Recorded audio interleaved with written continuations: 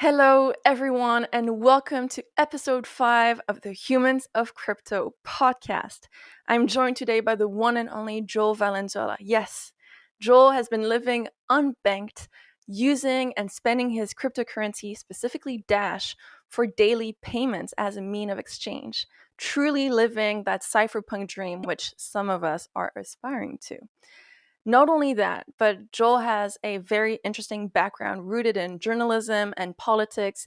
He at some point worked for the Cato Institute, the White House. He's been basically advocating and working towards bringing more freedom to the world for most of his life. It's an absolute honor to have him today for the show, and I really look forward to having this conversation. And I hope you look forward to meeting Joel and learning more about his journey today with me. Let's jump in.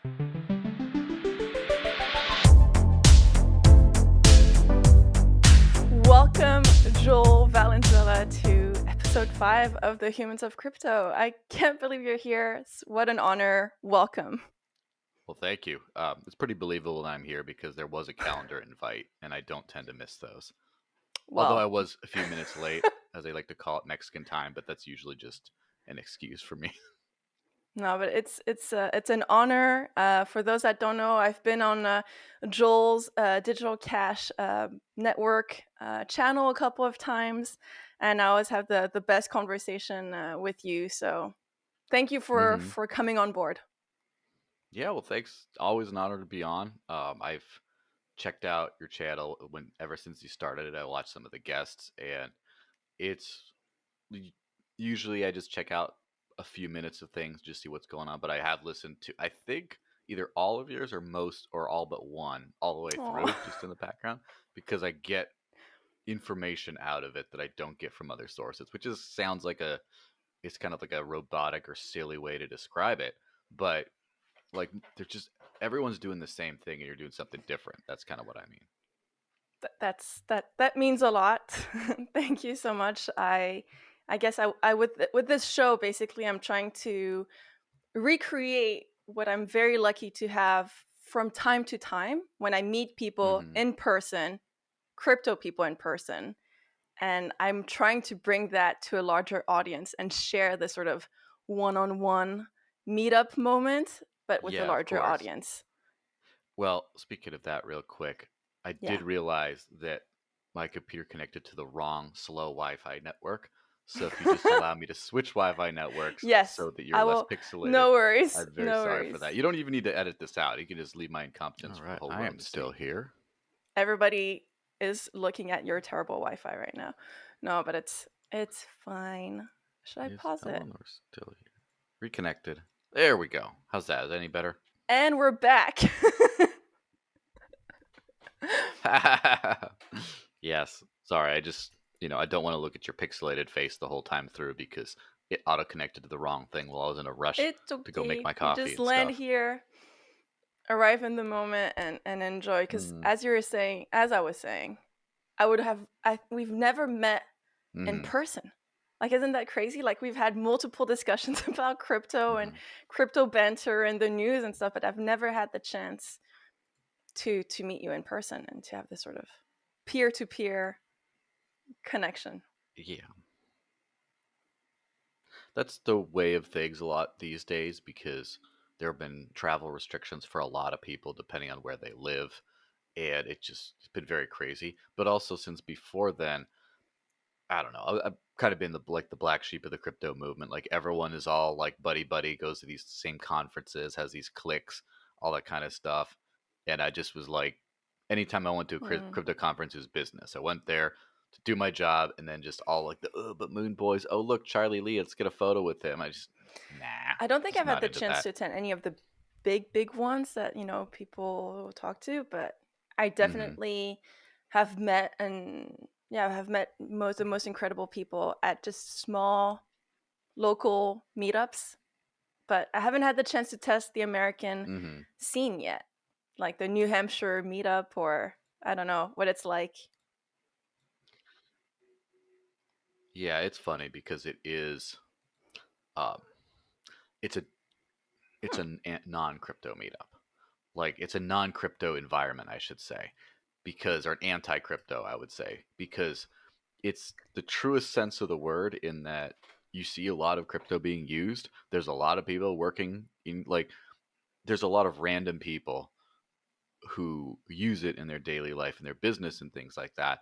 But you won't see like Dogecoin stickers. You won't see fanboy. They don't know all the new things going on. They don't know, oh, I made a lot off this Solana pump, and like no one's talking about that stuff. So it's very opposites to the modern crypto world. Even though it kind of started the modern crypto world. If you think about it, like Eric Voorhees used to come to these meetups. Gavin Andreessen is the one who he went on Free Talk Live and gave them some Bitcoin, got them talking about Bitcoin, and then Roger Ver heard from their channel about that's how he first heard about Bitcoin. Vitalik Buterin's been out there as well. We have pictures of him like walking around and stuff before Ethereum and everything. Charlie Shrem's up here.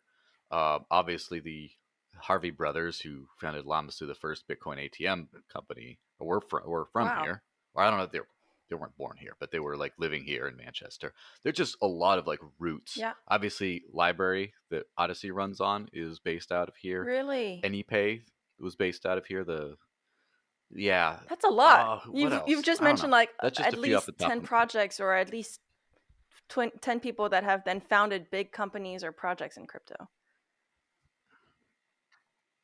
Yeah, it's pretty big for a state and area of like 1.5 million people. That's pretty rural. That literally, like a few months ago, right down the street, there was a moose in someone's backyard, and everyone's looking at it. Just and I could literally walk 5 miles, and I'm in the middle of the woods here. It's just, it's not what crypto is today, which is the Michael Saylors of the world, the big stuff, the Charles Hoskinson, developer tour, all this, the tech conference. It's like people here aren't the type to be walking around stage with that little mic, little hands-free mic thing, trying to like impress a bunch of Silicon Valley people. That's not Interesting. the So scene at would all. you say that the New Hampshire crowd is maybe a bit more down to earth, just more down to earth, or is it just like a different, more freedom based community? Yeah, for sure. It's definitely the origins of crypto type community. Is in, I don't want to sound, like a just Yeah. Roger Ver lines and stuff, but when Bitcoin Yeah. used to work and the fees were low and everyone used it as Yeah. money and it was a tool for freedom, and it's all of the above is kind of what people are still stuck on. And then, for example, the great example these days is Library. Library's been around since like 2016, I believe, early 2016. No one used it. Now Odyssey has over 30 Yeah. million people coming every month using it, and it's still like way at the bottom of coin market cap, like 700th place or something crazy like that. And being sued by the SEC right now, the government's cracking down on them and all that. And I mean, obviously they don't like the government part, but they don't care. It's like they don't care that they're not the cool kids club. They're just building something that is people are using to actually escape censorship and just completely being neglected from the crypto discussion. And just don't care because that's not what they're about. And that's a very good analogy for what's kind Interesting. of going on here. Did you discover crypto where you're living now, or did you discover crypto in another place of the world? Like, or has this always been like your local environment has also shaped your way of thinking in the crypto space? Yeah, pretty much. It was very basically on a technicality, no, but for practical purposes, yes. I was always into the idea of sound money. Big Peter Schiff guy before Peter Schiff ended up being you know a kind of hater of the progress of the stuff that he was always talking about. But I heard about this thing called Bitcoin somewhere maybe 2012 or so, 2011, 2012. I heard about it, and people are saying like, oh yeah, all the Ron Paul people were saying like, oh, this is like the next, this like digital gold, this could do a lot of hyping it up. And I just like, all right, okay, didn't pay attention to it until I was on my way moving out here, which when I decided to move out to New Hampshire, I did so as part of the Free State Project, which is, for those who don't know, is just a project to basically move a bunch of people who believe in freedom to one place and then see what happens. That's kind of it. What they say is exert your fullest practical effort to advance liberty is what you're actually supposed to do. But people do it all kinds of different ways. The original thought was this guy called Jason Sorens for his, I believe, I forget if it was, I think it was Yale or Harvard. I don't really care about the Ivy Leagues. He was one of those big Ivy League schools for his PhD thesis, I believe. He basically analyzed um, libertarian politics and basically found that there's way too few to make any kind of a meaningful impact. But then, in this, I don't want to sully his PhD thesis by using like the SpongeBob meme, but basically, let's take all the libertarians and put them over here. Yeah. Like, what if they all moved to like one spot and voted? That was the original idea. It was like voted their way. They could have a meaningful impact, and if their ideas are actually palpable, if they're actually useful, we'll see positive impacts from that, and that'll have a ripple effect through the rest of the world. And of course, if it doesn't work out, we were wrong all along. But then it ended up being the catalyst for this movement called the Free State Movement, and a bunch of people started to move out, and then they kind of went for most of the history, they kind of went in other directions other than the legislature. They kind of went to, I'm going to do civil disobedience. I'm going to, do educational things. And crypto was a huge part of this. And so I decided to move out. I was living in Phoenix, which, for those unaware of American geography, so New Hampshire is at the top right corner, right? The northeast corner, pretty much, of the U.S., just right on the ocean there. 14 glorious miles of coastline right there. And Phoenix is the capital of Arizona, which is in the southwest. It's not quite with California in the corner, but it's 5 hours drive to the ocean in San Diego, right on the ocean on California. So it's like right around there, right in the middle of the desert. So I basically said, I like this idea a lot. I don't know what else I'm doing with my life. I might as well go out and just see what I could do. So I put everything I owned in the back of my little 2-door Honda Civic and just drove.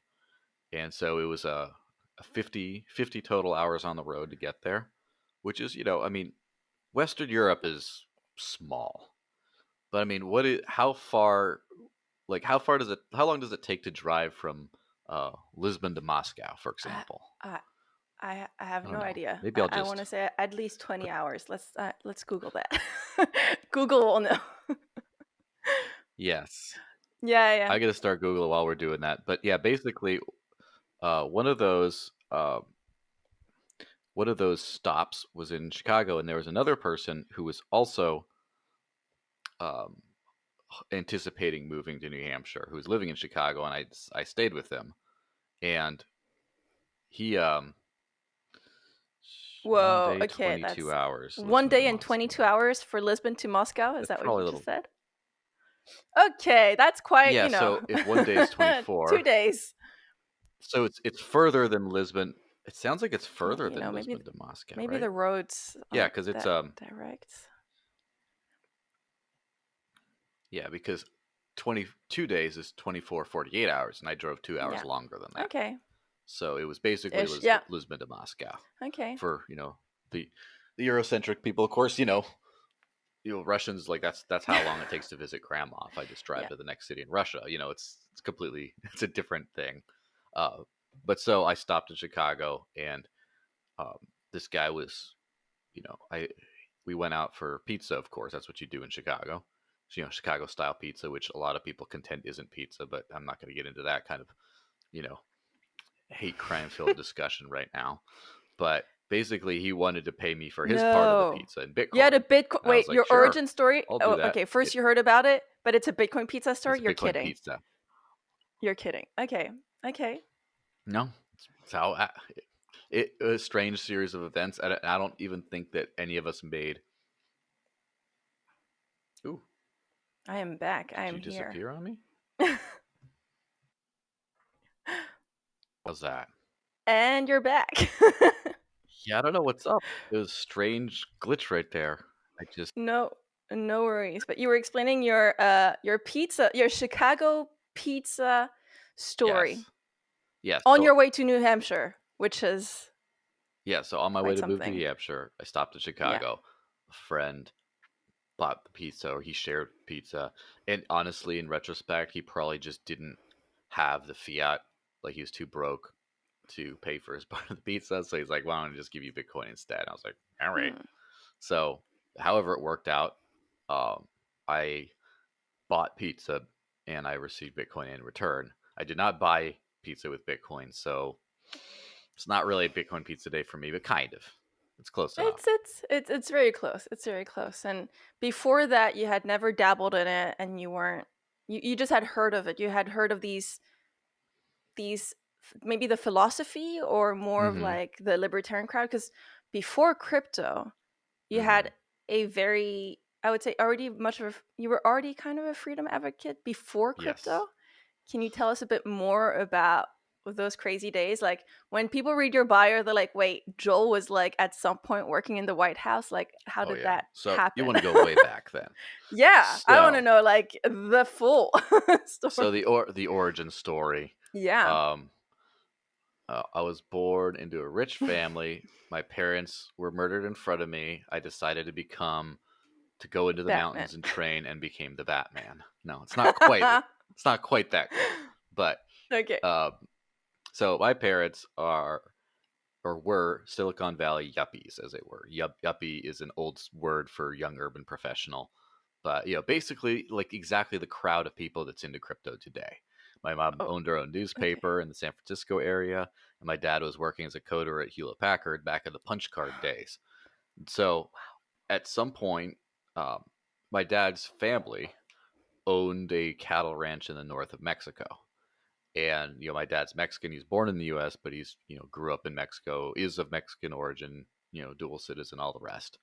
And so at some point, both my parents decide, although it's kind of more my mom's crazy idea, but they both decided like we're done with this San Francisco lifestyle. We're going to become cattle ranchers now. And that was in the early 90s. And then how many years ago was that? 30, I guess. They're still there, still doing that. So they just, yeah, it's kind of funny because that's a crazy story back in the day.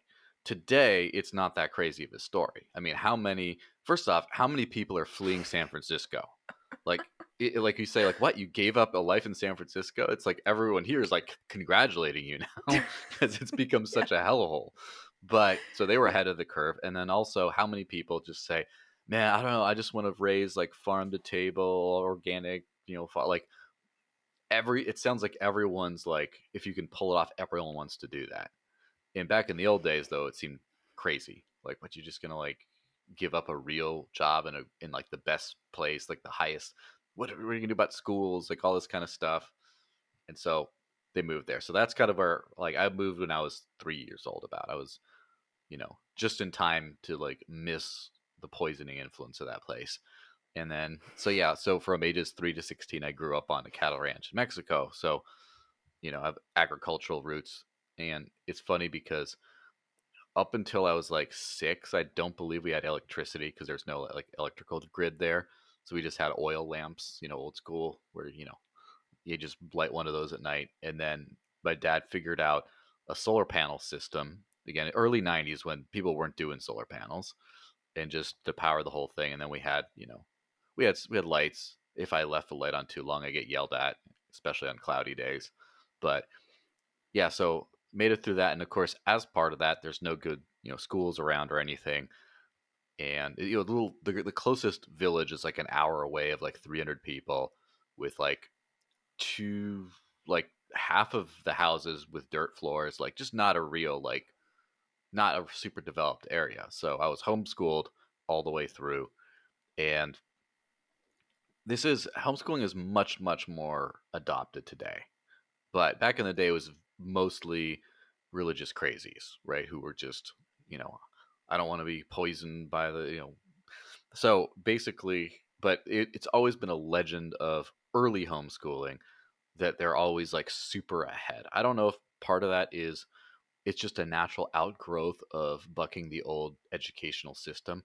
Now, like the European systems, depending on where you're at, I mean, government schools are government schools, but it's every European I've ever known has at least known some things. American schools are really bad, like the public schools, like just terrible. And so, I mean, not like what developing country terrible, where people don't always learn how to read, but like mostly they learn how to read in American schools. So that's a good start. But so because of that, I finished university by the time I was 19, and usually it's like 22 or so in the US or something. So that's that big origin story. And a lot of that part was um, in kind of a political, diplomatic, whatever sort of role. And so after, of course, instantly I'm thinking, like, what can I do with my degree? Like, I wanted to get into politics and change the world kind of thing. And not electoral politics where you're actually trying to elect people and things like that, but like, why not get into, think of the think tank world? Well, why not publish papers and reach people out about how great it is to reduce government spending and all this stuff? And so, try to do that. And I did that for a little while. We worked at a few different think tanks all around the country, then a few in Washington, D.C. And somewhere in there, I got an internship at the White House under George W. Bush way back in the day. It was '08. And yeah, it was interesting. So even though I did work for the government, I never got paid a dime from taxpayer money. So thank you. Wait, 'Cause interns at the White House aren't paid? no, unpaid Oh my. intern, 12 to 16 hours a week. Yeah, I mean, 12 to 16-hour days. I mean, so there was a few nights of just like get in the office at 7, leave a little after midnight, crash on the bed in your suit, and just like wake up still in your suit from the night before. There was some of that, but I didn't get paid for it, so at least there's not that mark on my record. And that sort of drove an You're interesting not point. tainted. Yes, I didn't. I Oh. didn't participate in theft, right? Oh. But Okay. the funny thing is, that's kind of what solidified my pro freedom aspirations, because there's a lot. First off, salaries are different, I'm sure now, but in 2008, the entry level, like the first full-time staffer who is easily working like 80-hour weeks, 60, 70, 80-hour weeks, like just almost like double a full-time job, right? Was making, I think, a $28,000 a year, which I'm sure it's a little more now, but it's still, you can't really pay your rent on that. And then, uh, like their immediate superior was like 60 something a year, which for the standard living for DC, I mean, you could, for the hours you put in, you could probably work at like a Starbucks and make almost that. Like, it's just, the White House does not pay well at all. It's funny because government has a lot of waste a lot of places, and this, they just work people to death and don't, and they're some of the Hmm. brightest, like most driven, like professional kind of people you'll ever meet. And then, but then we see the results, right? Government is just, it's a disaster. And that kind of made me think of it. A lot of people have this idea, especially when you get the more like anarchist circle you get, have this idea that like government's a bunch of evil people and buffoons, and then the free market's full of like great people. And it's not. Like, government's full of, well, depends on which branch and depends on which level. Oh, I see a kitty cat. Didn't Sorry. Hey, Was Lexi. missing out on attention for just a little too long. Yeah, she can hang Yeah, out there. you got the whole like supervillain thing going on, just Yeah. stroking cat during the Hey, Lexi.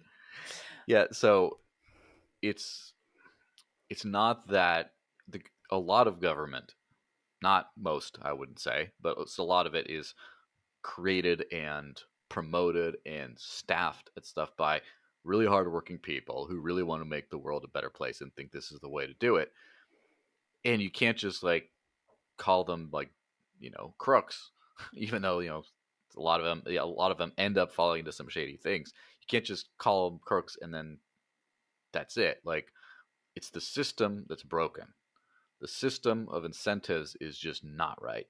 And so, like, how many people do you think that work for central banks are on the same like intellectual, moral, and competency level as people who work in the crypto industry? There's probably not that much of a difference, except, I mean, I'm sure at the very top you have a bunch of people making slimy decisions. But then again, I mean, CZ and Binance and stuff like that. And other people like, I'm saying like, but like Charlie Lee, Fluffy Pony, like there's a bunch of those. It's not that different, but why is it good with crypto and it's not with central banks? It's because of the systems. The systems don't provide the right incentives in a coercive system, and because they're coercive, they tend to immoral things. If you can just force people to do whatever you want, throw them in jail if they don't, then it starts to poison your whole mind and your whole thought process. And I can just write a law and make it happen. And you don't have this. You lose your connection to your fellow human.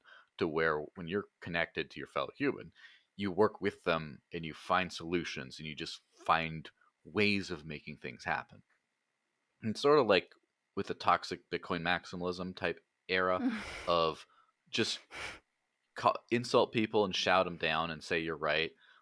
I think that you lose, even if you are right, I think you start to become wrong because you lose your connection with the people. If they have, you lose your ability to see challenges that need to be overcome. You more importantly, even if you lose your ability to get adoption, if you ask me, because you can't just convince someone, oh, this is a good idea. You just like, you're wrong. This is the only thing. Everything else is a scam. And then you start doing stuff like petitioning governments to make it rule of law that you have to adopt Bitcoin in your country. And like, that's all you got. It's not just that, that's what you prefer. It's just that you don't have other options because you atrophied your human muscle. Your human connection muscle. You don't know how to use it anymore when you start using force. But the Bitcoin maximalist thing is that's a little hyperbolic because they are still in a free market environment. They can be mean and rude and yell at people, but they don't get to force people to do stuff that they don't want. It just, the mindset's a little more toxic. It's not as productive, but they still have to adapt to market signals. Whereas with government, you don't. So, long story short, that's kind of what I got from that. And then I sort of was spinning, as they call spinning my wheels after I got, so after that, after I worked in the DC area for a little bit, then I went to postgraduate studies in the UK in a little town called Buckingham, which is all, very good idea, very good time, very tiny town, Just super small. Yes. Got a, global affairs master. And yeah, it was, and then was thinking, oh, I got all this education, all this experience. I got the CV to end all CVs for, what was I, 21, 22-year-old or whatever. Now, like, I could do whatever I want. And then it doesn't really, the real world doesn't really work that way. And it just became, I had a few jobs here and there, but like not the dream job of whatever. And just, I didn't have like a career in my stuff that was going anywhere. And that, of course, made it easier to just, pursue the root of things. Like, why do I do this stuff? Did I just is my life purpose to work in a think tank? And if I can't work in a think tank, I don't have a life purpose. It's like, go down to the roots. Oh, is it freedom? Where's freedom going on? And when there was I don't know if it's still up, but the Atlas Economic Research Foundation had a compendium of every single free market think tank or organization in the entire world. Like a big map. And so literally, it's funny because if you ever watch The Last King of Scotland, which is a very good movie about Idi Amin and the Ugandan dictator, the Scottish doctor in the beginning, after his medical, it's not a spoiler, it's literally the first scene, whatever. After he gets his medical license, he wants to get anywhere outside. He spins the globe and he puts his finger on it and it ends up Canada. He's like, and he spins it again. And then he goes, Uganda. Okay, yes, I guess I'll be a doctor in Uganda. He just goes. And so sort of that thing where I saw every place in the world that had a, whether it's Lima or New Delhi or whatever, that had a free market think tank. If they were looking for jobs, I was just applying to all of them. Anything. Just, I don't care. I'll work somewhere in the world. It doesn't matter. And then I came across New Hampshire, and there was this thing called the Free State Project there. And I was like, oh, this is interesting. Oh, that's great. Are they hiring? No, never mind. And so I just moved past it. But I followed them on social media and started to see just what was going on there. And eventually, there's this post from a lawmaker. She made headlines. She was what they call a filthy dirty statist, but basically what she said is the Free State Project is the single greatest threat to this state as it is, and we have to do everything we can to limit their freedoms so they go away and just never come back. I saw that. I'm just like, things are happening here. I gotta get there now. That was the best promo for them, basically, for you. That was like, oh my god, gotta be there then. Yes, and okay. There are quite 8 years later. There's quite a few legislative victories that some people have had. The House Majority Leader in New Hampshire is a Free Stater. He moved here, and there's been a whole lot of awesome things that got passed through the legislature, and there's the same, except way stronger, like wringing of hands and oh no, it's all going to who will be. All the most awful people are doing the most fantastic advertising for the project now in the same way, and I expect there's going to be another wave of people that sees this and just says, this is where it's happening, especially when they're being restricted in other areas. I mean, I don't think the European experience, the European dystopia, is anywhere in the US really, but there's a few places that are close. Like a third of the country maybe is sort of close, where it's like, well, I think Los Angeles County just reinstituted an outdoor mask mandate, like just now, and it's like, what? And then New York City is making everyone basically it's like a universal vaccine passport to get inside of like establishments and stuff. There's a few places that are doing some like dark things like that, but then the rest of the country is okay. And the more you keep hearing about that stuff, the more you get scared about the future. Then you're like, oh, but those evil people are losing their minds in New Hampshire because of whatever's going on there. It's like, that's a bright spot in the world, and I'm just going to go straight there. So that's kind of what prompted the move out. And then since then it's been like hardcore crypto ever since, kind of, although you know how it goes. Hardcore crypto. Interesting. Yeah. Just fun fact, I joined the Free State Project Facebook group recently just because, I'm also like curious about what's happening in the new brave world and the new frontier maybe of freedom might be in New Hampshire, just me and my casual lurking on social media.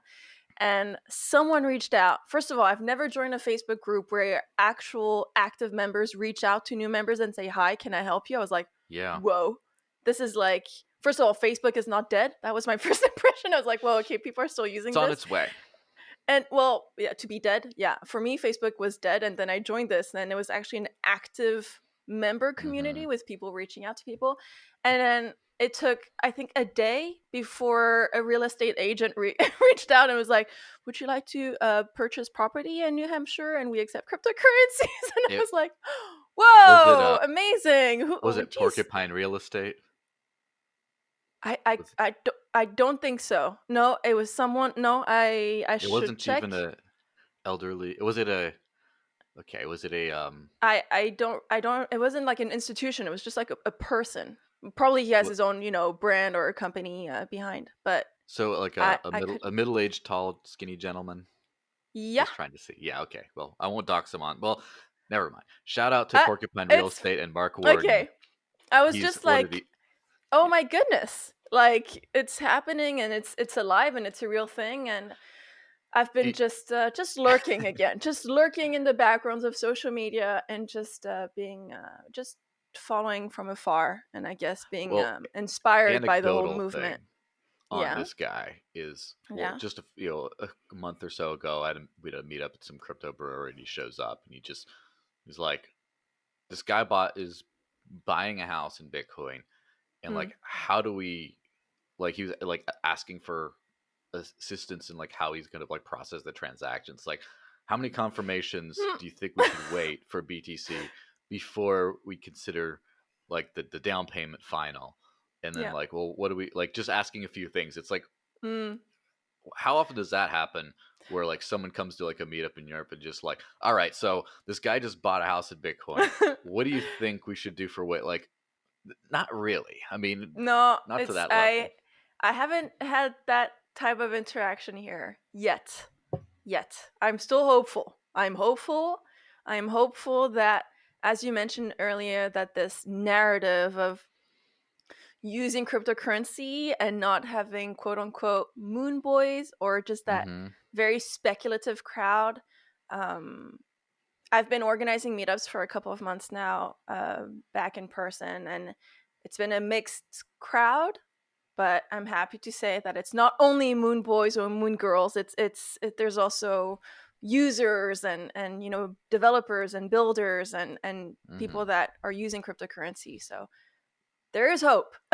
There is Yeah, of hope. course. It creates the most beautiful conversations. But back to you in New Hampshire. So you land in New Mm-hmm. Hampshire, and now you're all in crypto. And can you tell us about those early days in crypto, or maybe for those that don't know you or know your, because I mean you're kind of a crypto legend at this point. I think a lot of people have been referencing your way of living unbanked, using cryptocurrency for daily payments.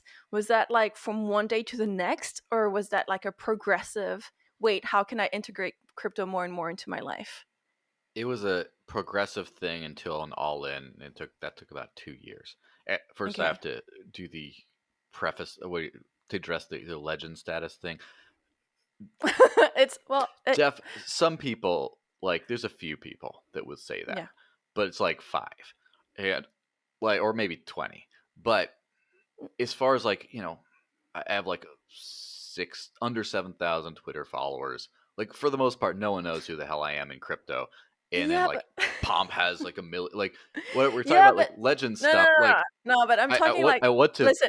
emphasize how like small, and maybe I don't want to be too negative, but how Yes. small the percentage of people that actually care about this kind of work that I do is. It's just like, Yeah. it's five people. It's like almost Yeah. nobody No. cares at this point. They will care Like one day maybe, but as I was watching, well, Naomi Brockwell, for those that don't know, again, is a wonderful, yes. wonderful YouTuber, content creator, speaker, everything. She does a lot of things. Like, one of Um, the three crypto YouTubers I like yeah, watch a lot of their yeah, content on, and yeah, for you're the sure. other one. Like, You're the other one, and then Scott Cunningham does a lot of, like, he's great on which crypto projects are scams kind of thing, mm, especially some more because, research.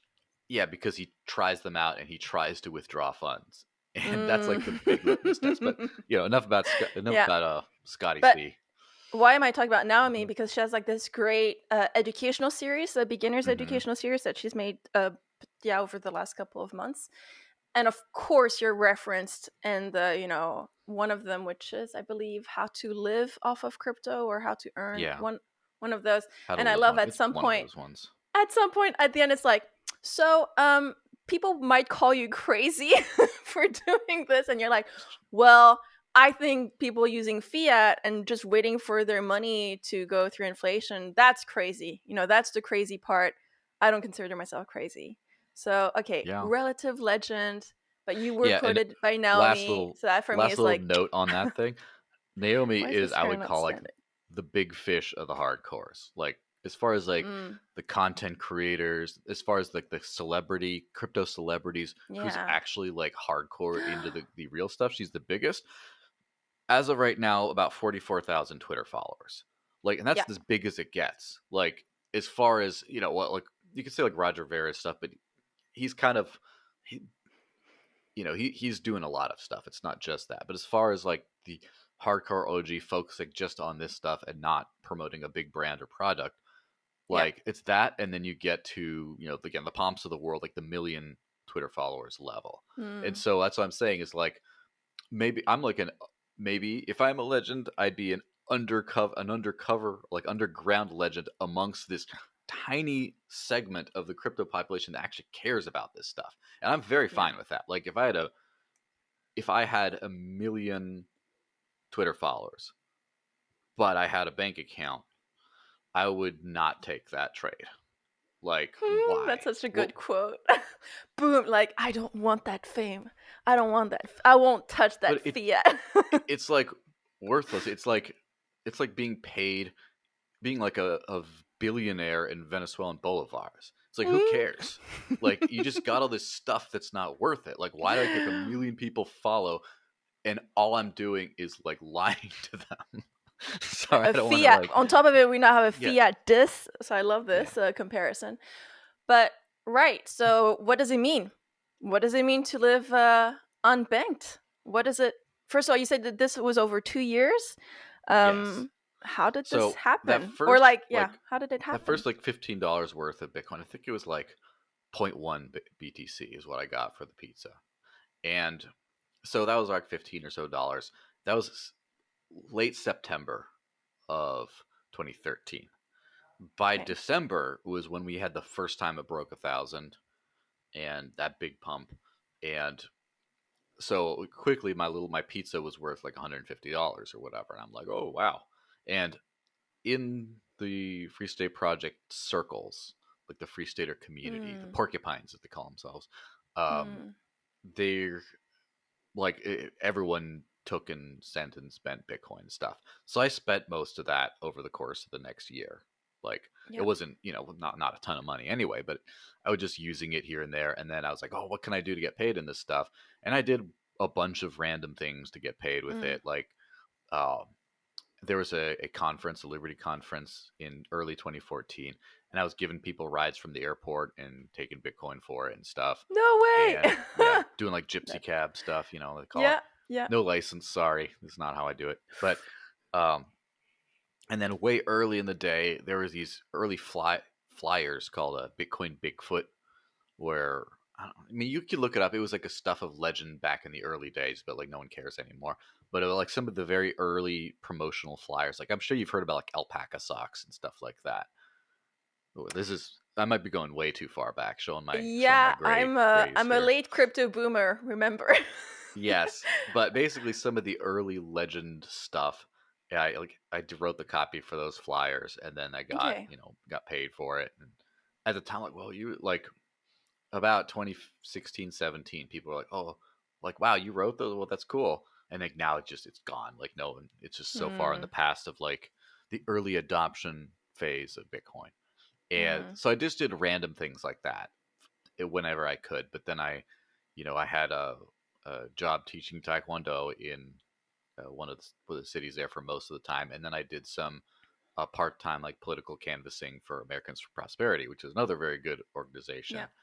And I just kind of like straddled the line, but it was finally what happened was I was so the Americans for Prosperity is a like a libertarian super organization, but instead of like a think tank, it's like a do tank rather, where it's a lot of you know grassroots activism, political canvassing, a lot of actual results based stuff, but not like partisan politics, like elect this guy or elect that guy or promote the party, but just promoting legislation on the local levels, organizing volunteers, a call about certain issues, like if they're going to pass a new tax, just like organize a big phone bank where everyone calls and yells at their legislator to stop, and like all this kind of stuff. And so I did that Okay. part time, and at some point, you know, being Mr. Ridiculously overqualified kind of thing, there was like a full time position that opened up, and of course I applied for it because I'm like, oh, finally I'm out of this rut. Finally, I'm going to like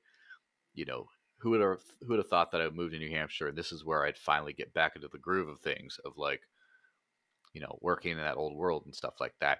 And oddly enough, I didn't get the job, and because of the national headquarters, there's some kind of basically didn't didn't approve it for whatever reason.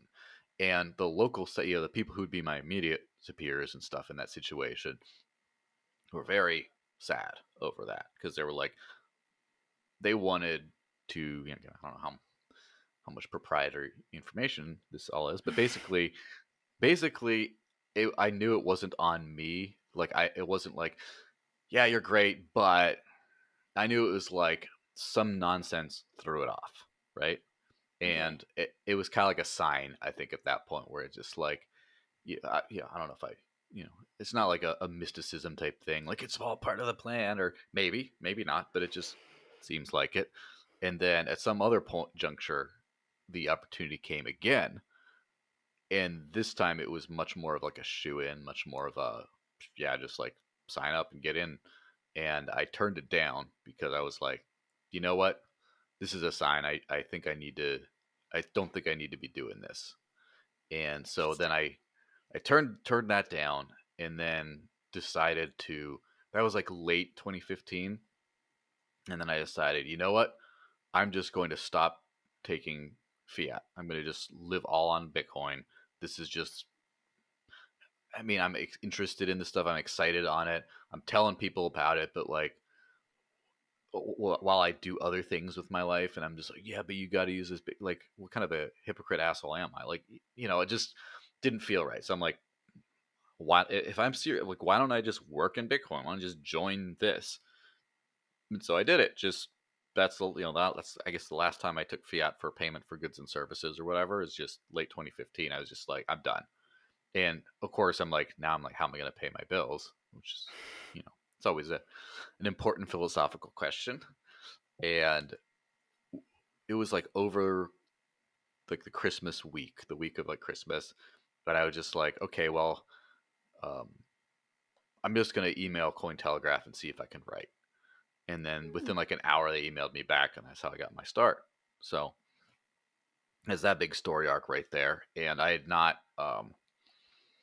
my even though my I like journalistic roots, I had not been a journalist, and I in 2011 I started a blog called The Desert Links, where I just said like, because I wanted to be a writer. People said I was good at it, and I was like, well, I want to like write op-eds and stuff like that professionally or some. But I didn't know how to break in, so I'm like, you know what? I just want to start. So I wrote this on the site for many years, and that's kind of what got my writing skills. And then I sort of learned journalism on the job with the Yeah. crypto journalism scene. So that's kind of where that whole thing ended up. Well. All right. So you're now full into crypto. How does Hmm. your family react to that? Are they like, wait, what happened to Joel?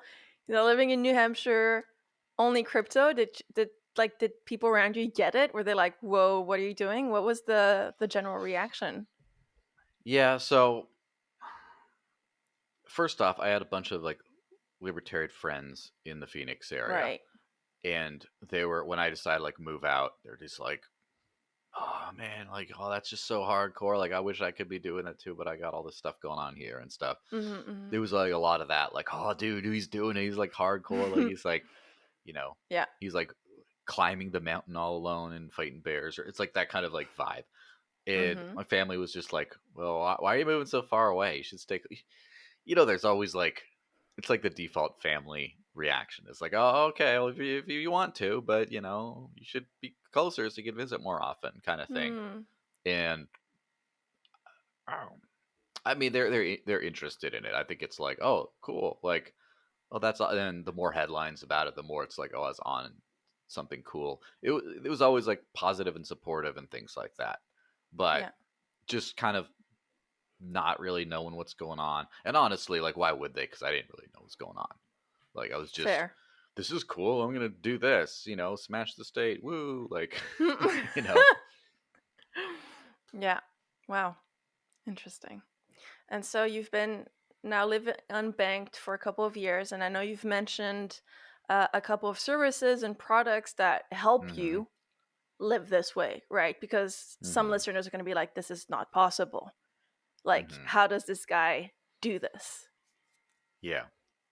Well, first, I'd like to say I used a bank account for December, January, February, March, April, like 5 or so months of this thing, Mm-hmm. and mostly used it to like sell or cash out so I could pay my rent, and then the rest I was just trying to use services, and then the bank screwed me.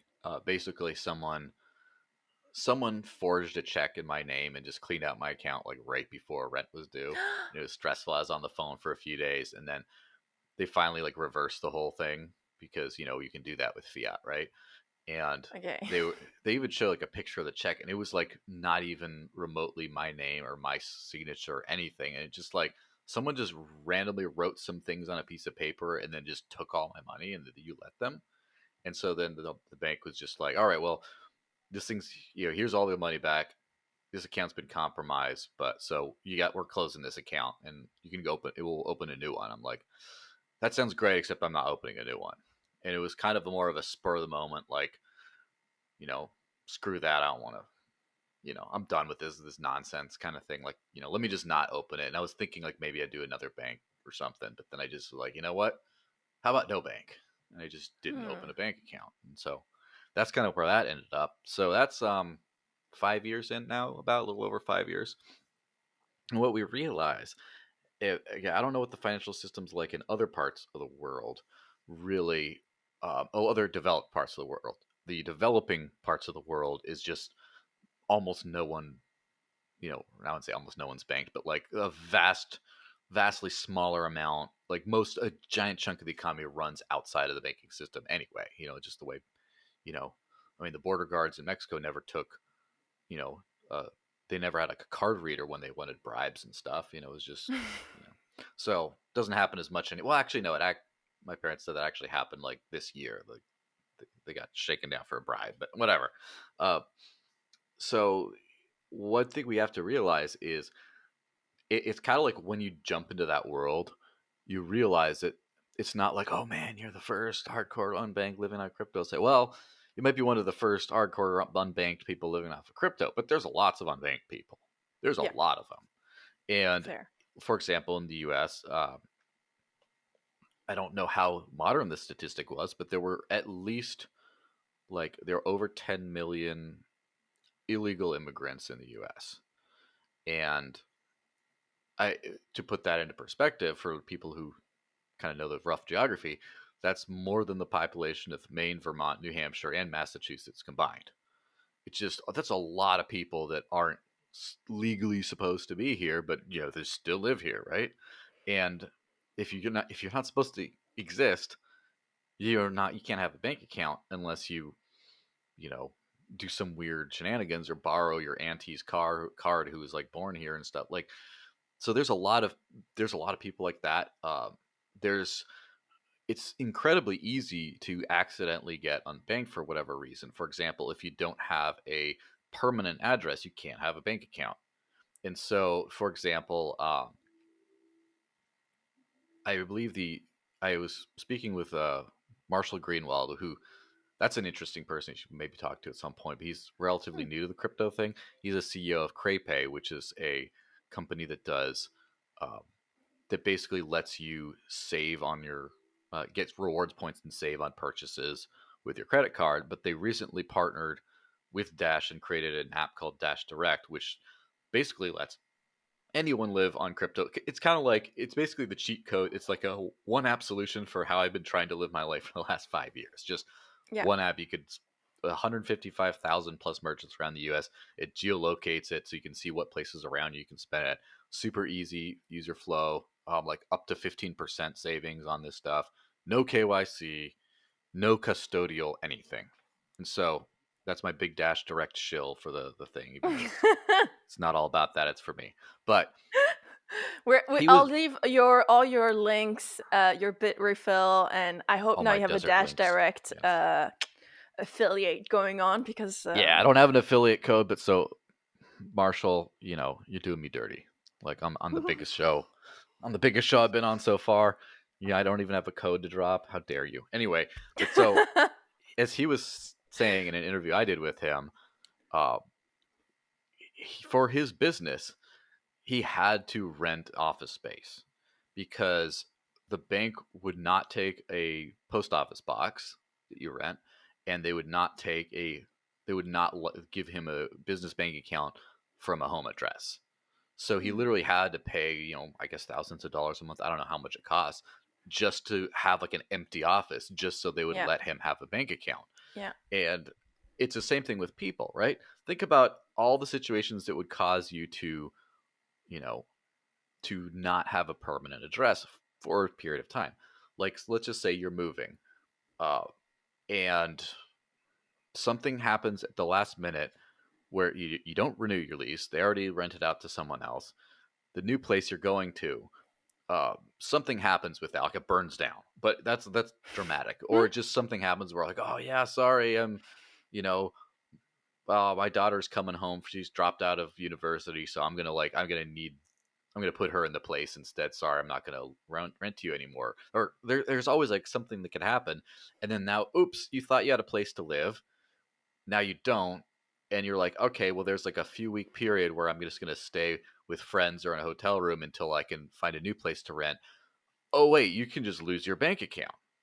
Now you're unbanked, and your life enters a terrible downward spiral from that moment on. And so when you see crazy homeless people on the streets, there's a lot of people who are like veterans of wars who have a lot of psychological trauma. There's a lot of drug addicts. There's a lot of that. And then there's some people that just hit a rough patch in life, got unbanked, and then straight to the bottom of the world. So Hmm. that's really sad. But like I started to see there is an unbanked way of doing things, a cash only world in the US. And in most of the world, again, I guess the developed parts of Asia and then Western Europe, maybe not as much, but you can do stuff like that. So, for example, one of the weirdest things is, this is one of those like, you know, sort of I love capitalism type moments. Uh, Walmart is a fantastic business because first off, you can live off of like no money. And so, for example, when I went through like lean times in my life, I would had like a $10 a week grocery budget. I could make it through by buying stuff at Walmart, like just buy like 5 items and then just like it would last me. Like you can do it. And the thing is, Walmart is it's a superstore, large big box store as they call it, but they have all kinds of different services and things, a lot of which appeal to the unbanked. So for example, if you have a job, if like you have a job, like let's say you work construction or something, and you don't have a bank account, and then your boss gives you a check, like a paper check. Again, I'm sure like all the Europeans are just like rolling on the floor laughing at this point because it's like, wow, that's that old. There do still exist paper checks, by the way. People still use them. I know But France does, and we're not looking up to them for that, or the yes. US apparently. So you get the paper check, or like Yeah. how else are they going to pay? Paper check or money? I mean, if you don't have a direct deposit, it's either just cash or it's easier to just write a check. So you take a check, which you take to the bank, but you don't have a bank. So you go to a check cashing service, which usually are kind of predatory. I guess they charge you a lot of money because you're unbanked and you have no other option, right? But so Walmart has their own version of that. They have a financial services center Mm. that you can just get cash out of that, and then you they can also pay bills for you. So if you have a big nothing but cash, you can Ah. pay, and they even advertise, pay your child support bill here for like the Really? you can pay your taxes there, you can do whatever, just with a big thing of Wow. cash. They take a little fee on it, but it's like Walmart, for example, and it's not just Walmart, but this is just one business, is like a bank for the unbanked. And like that's I had no idea. You're giving us little like I don't know concrete pearls of knowledge on the ground of what it's like for certain population unbanked yes.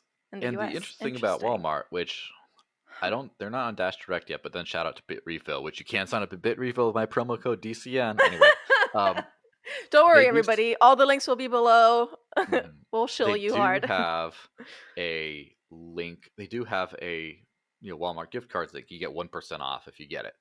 And Walmart has their own app called Walmart Pay Mm. that you can put in your card or your bank info or whatever, but also you can load it with gift cards.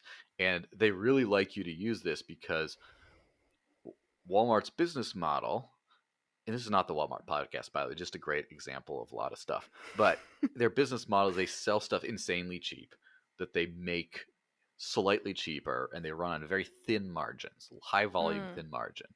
And 3 to Huh, it 5%. reminds me of another business model around about like high volumes, low transaction fee stuff, but yeah, that's another Yeah, are you talking about topic. actual successful cryptocurrency projects or something? I don't know. On-chain scaling?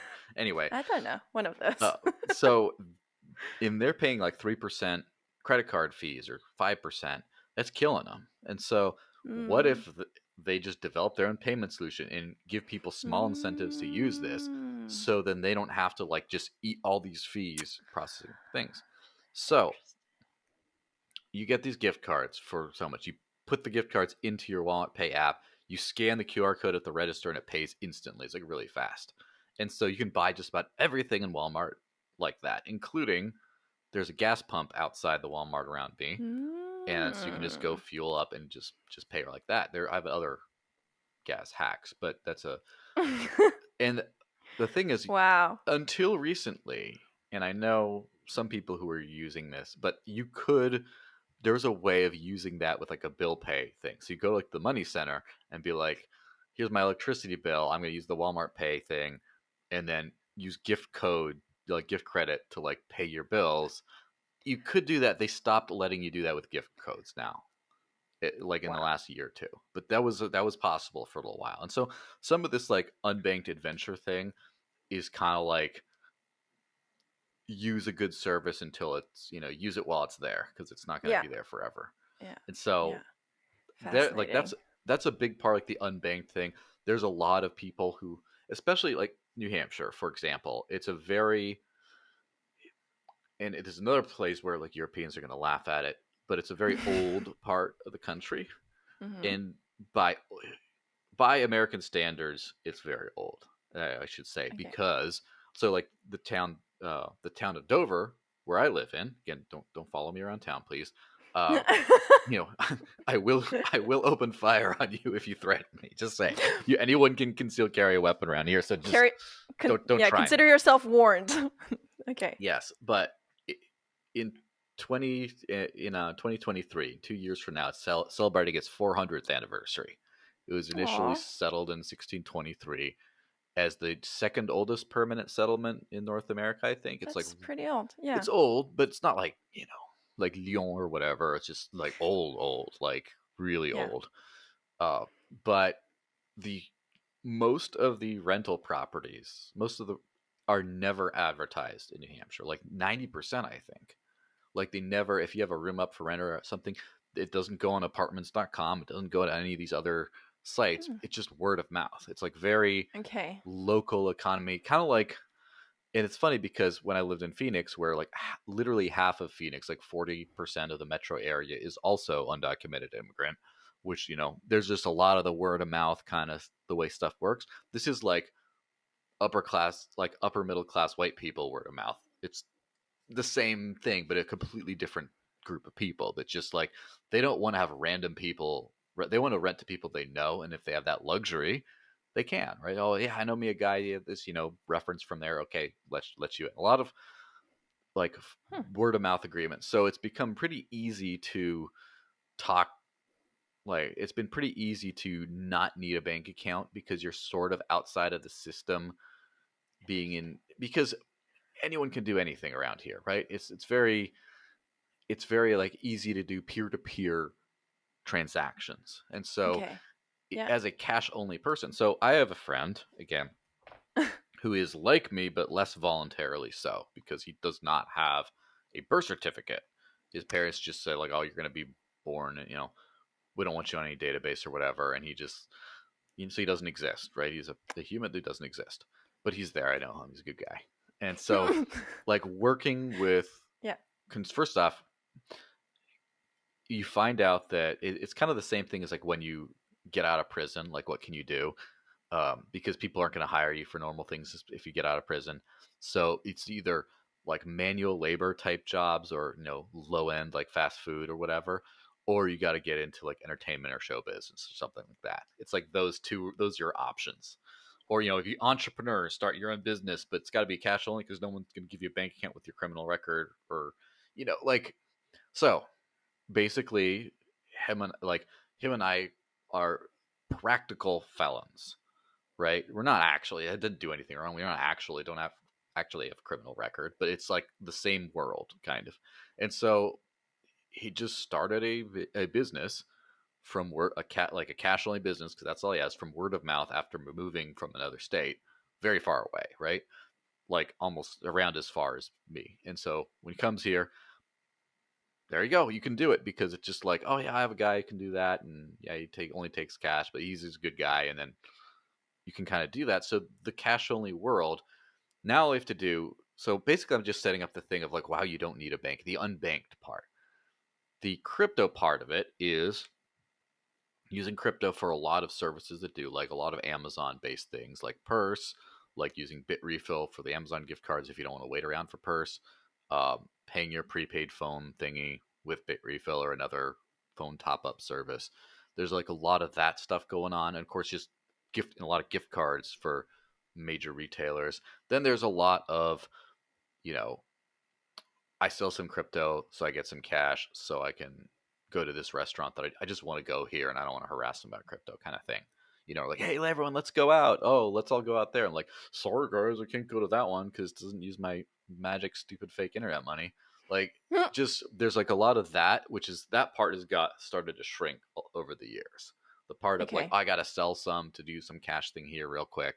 That part's gone really, much to the chagrin of people, because there's a huge market for people who want to buy crypto anonymously for cash, or just without Mm. all that KYC nonsense.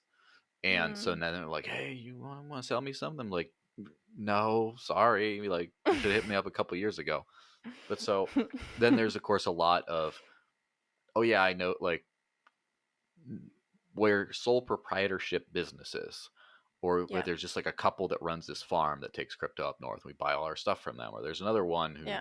takes crypto for that. And then there's a lot of kind of that going on. And then there's also a lot of, hey, I need this, and then the bank person is like, oh yeah, I'll buy that for you. I'll you just give me crypto, I'll do it for you. And there's like, that's kind of like how the whole thing has worked. But the more over time, like it's become a lot easier with each passing year to live off of Yeah. crypto unbanked, Yeah. and the amount of uh like going into cash, that percentage of it has been shrinking and shrinking and shrinking and shrinking. Yeah. And Do hopefully within you? 5 Yeah. years, I won't have to do it. I won't ever do it at all.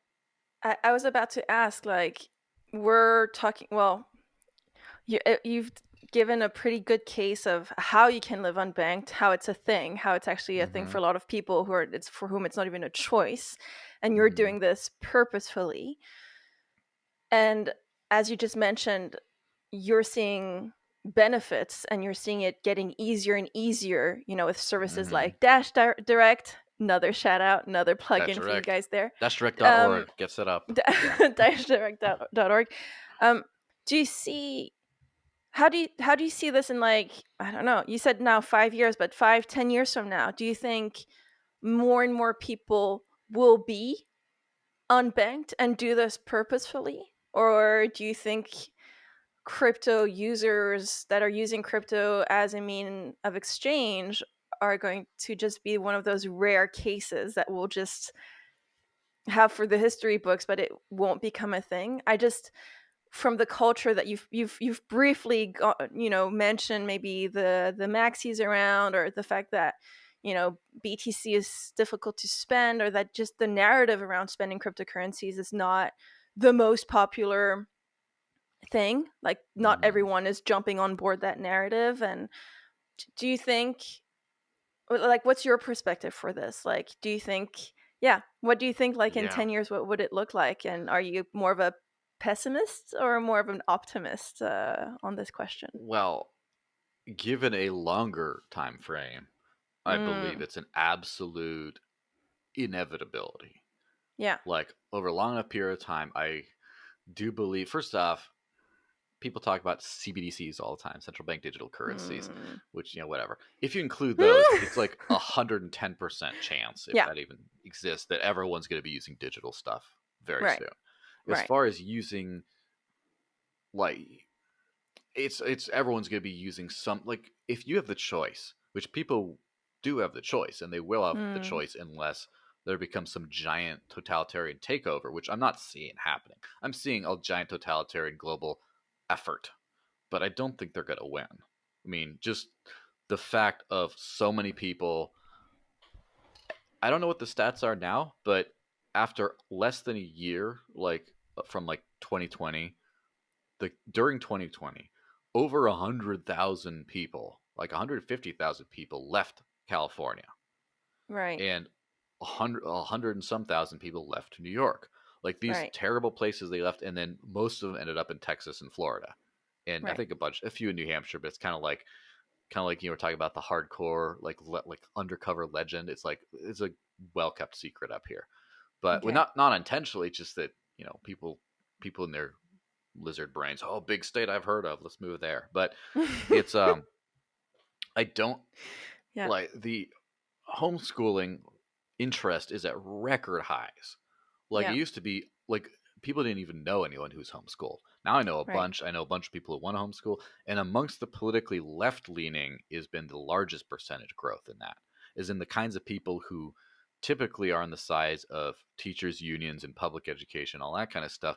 They've had a giant explosion in that, and with all the everyone's fighting to mask the poor children all the time in schools, and then a bunch of states have passed laws banning that from public schools, banning like mandatory masks, and then the federal government is considering suing those states and taking them to court to try to force like it's the blowback from all this nonsense is going to be epic, and Right. I don't see a giant totalitarian takeover where they can just like crush freedom.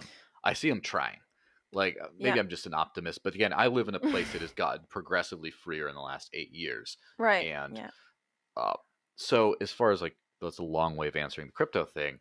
I do think that even if everyone's using CBDCs, everyone a much higher percentage of people, or for everyone, a much higher percentage of their economic activity will be able to be done in decentralized cryptocurrencies. Right. And so I think that's and that part is like everyone's going to be using some kind of a permissionless decentralized thing eventually. I give that like a 95% or something. It's like it's up there. Okay. This Okay. is And going to happen. you said a longer time frame. Do we need like another 50 years, 100 years? Is this like how, I say if you just had to within sort of like for the 95 to 100% chance type thing of everyone using decentralized things or everyone being able to and is within like 50 to 70 years. I don't Yeah. know. My timing's off because everything's happening so fast these days. Right. Like, Right. but as far as uh, a lot of people will be using crypto for Mm, payments and stuff. That time frame is 10 years. Like it's going right. to be And coming up. And I've been in crypto for 8 years.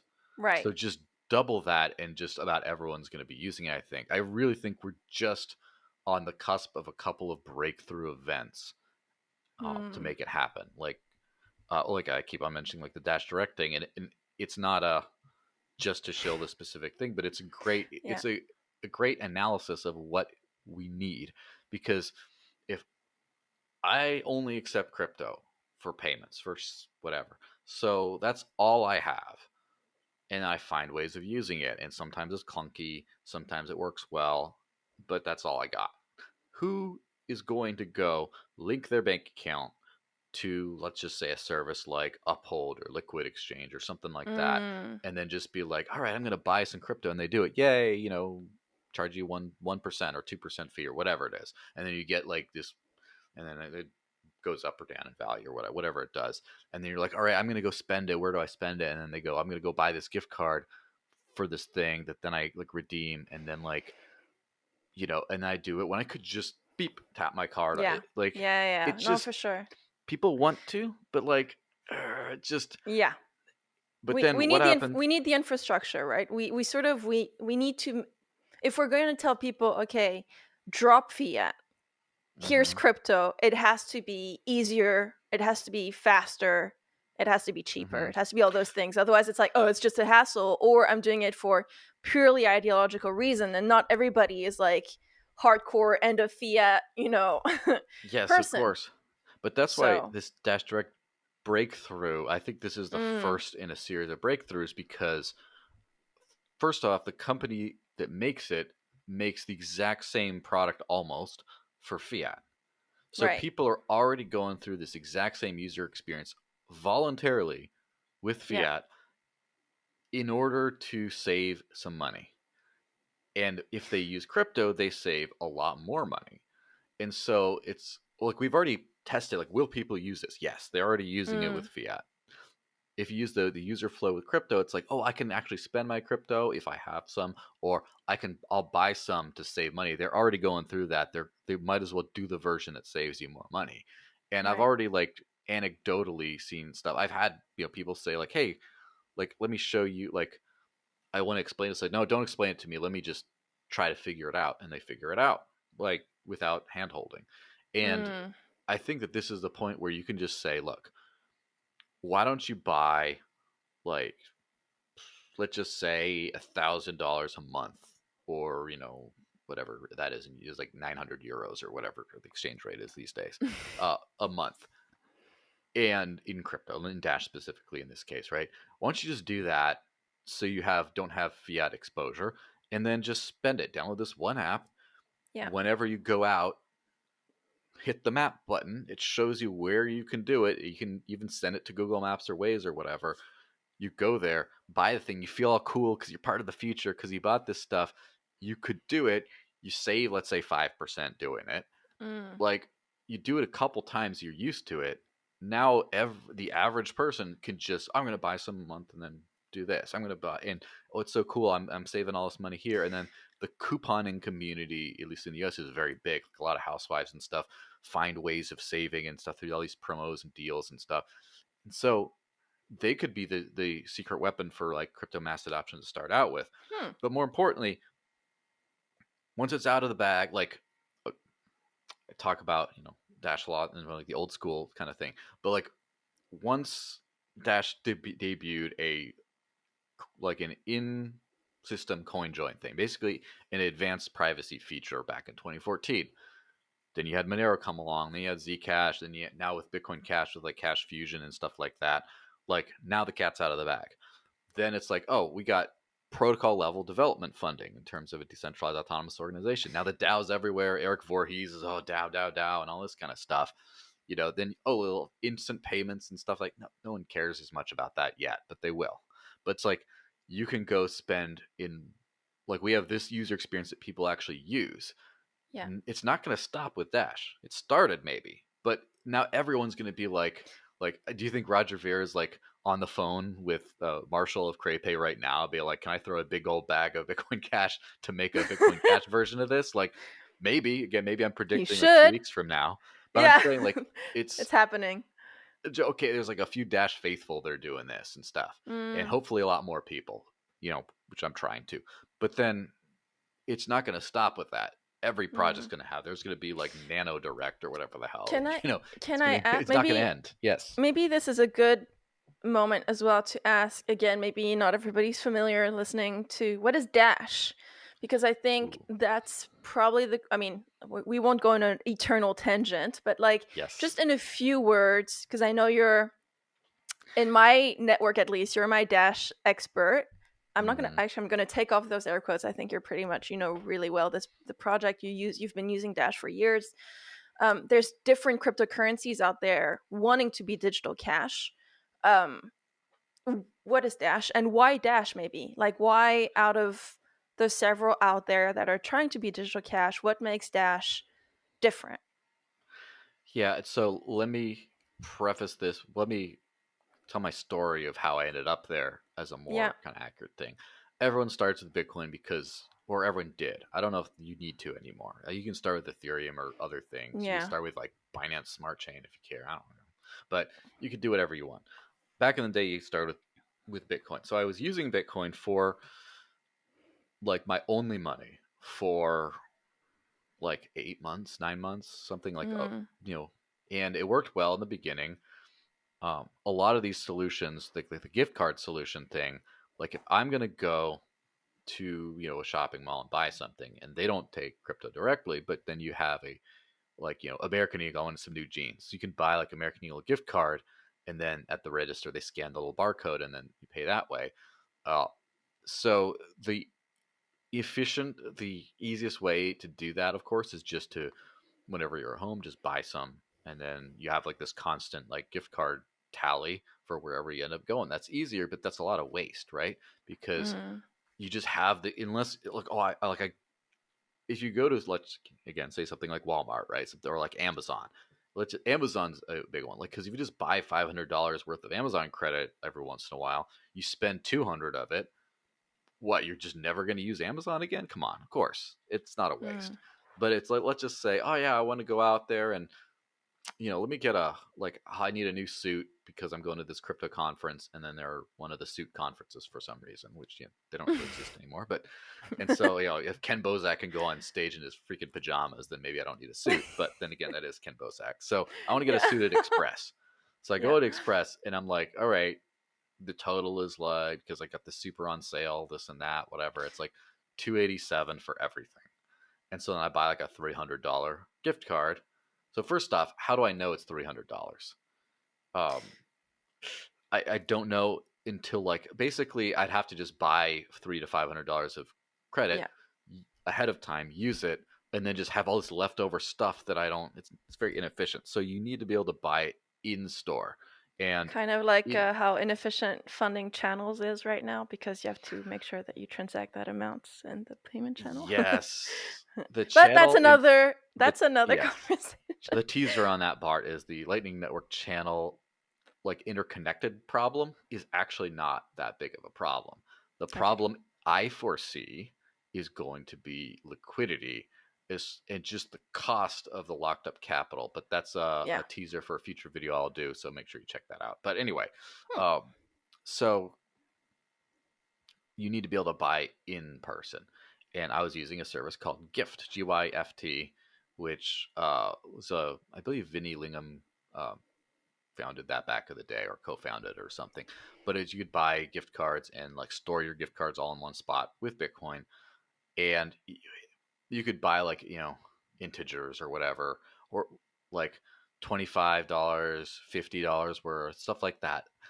And so sometimes I'd have some leftover stuff I'd have to worry. It was a little bit of a struggle because also I was poor at the time and I couldn't like afford to have like, oh, I need those $8 worth of this or whatever. But they accepted zero confirmation transactions and delivered the gift card in relatively short order. So I'd tally up in my head, this is how much all this stuff costs. I'd buy a gift card for close to that amount, because it wasn't accurate. I just buy it there and it would take like a minute or two to, show up. And then I'd head to the register with everything. And at some point, Bitcoin became congested. And this is where, where Roger Ver intensifies, right? Like where I start to get into, Bitcoin used to work and then the fees became high. And, that's where I start to get in that mode, because then it became expensive and slow. And by slow and by expensive, I mean like 5 cents transaction now, starting to get into like the 5-cent territory and then the 10-cent territory. And then they stop accepting zero confirmation. So now I have to wait for confirmation before they give me a gift code. I do remember like waiting in a shopping mall for like 2 hours for it to complete before I get it. And it just became, this is a great intro. This is a great way of like talk for a half hour about Dash without even mentioning it first. But anyway, so basically, long story short, I ended up not being able to feasibly live on Bitcoin anymore. It became a hardship more than already living unbanked off of crypto already was, Yeah. So it was a hardship, and I just said, I gotta quit this. I can't do this anymore. And I didn't want to quit. So I said, look, what else am I going to use? So I go down literally the market cap list of Bitcoin top, scratch that off, doesn't work. Ethereum. Well, Ethereum was still cheap at the time. People were trying to get me to use it, but now we see what a huge mistake that would have been. But I was saying like Ethereum, like people aren't trying to use it as money. Get rid of that. Litecoin. This is before Charlie Lee pumped it to heaven. It was abandoned. It was where Dogecoin was before Elon started tweeting about it, like a dead project. And so like, no, I can't do that. This is a year at least before Bitcoin Cash even existed, right? Right. And then it's like, oh, there's Dash. And what I knew about Dash is it used to be called Darkcoin, was basically a Bitcoin copy, except you had like a built-in coin mixing thing for like added privacy. But then since then I heard about, they have this instance end functionality that lets you like confirm in like 2 seconds if you check a little box, and then the end service uses it. And, all right, whatever. So I knew Dash Digital Cash. It's like the other. I already kind of knew about them, but like it was mostly focused on Bitcoin because that was what everyone used. And I'm like, well, this one works too, but like I don't know if enough people use it to where I can actually get away with it. And so I just said, screw it, I'll try it. I'm just gonna switch. So I switched everything over. That was $7 per dash at the time was the rate. It was way back in the late 2016 era, and then I just switched to Dash because it worked. So the reasons it does work over, let's say, a Bitcoin is the one reason, which a lot of other projects can claim, I guess, is the on-chain scaling thing. Is first off, Dash blocks are 4 times or come out 4 times as fast as a Bitcoin block, so that's 4 times capacity too. And they're 2 MB right now, with which so eight times Bitcoin's on-chain capacity right now, and that's just for the time being. As you know, as they start to actually fill up, uh, they'll be raised because there's actually university research at Arizona State University for blockchain scaling that has been done specifically for Dash, Hmm. and has found that Dash could easily scale to PayPal levels, for example, with a bunch of stuff. And Dr. Darren Tapp, he's a gentleman and a scholar for sure. He's a fantastic scaling researcher. Is I think he works for he works for the Dash Investment Foundation right now, but he's done a lot of good research on that to basically show that Dash can Dash with its specific scaling properties can scale. Obviously there's Bitcoin scaling research, both like Bitcoin Unlimited and stuff like that, which is mostly Bitcoin Cash based now, and then of course like the Bitcoin SV crowd just like putting out the hugest blocks they can and just seeing if they stick. Like there's a lot of evidence that you can put out a lot of transactions on chain, and that's kind of Dash's long term thing. So that's the number one reason that it just worked as a Bitcoin substitute. It's like, okay, it's going to be cheap and we're not going to run out of space.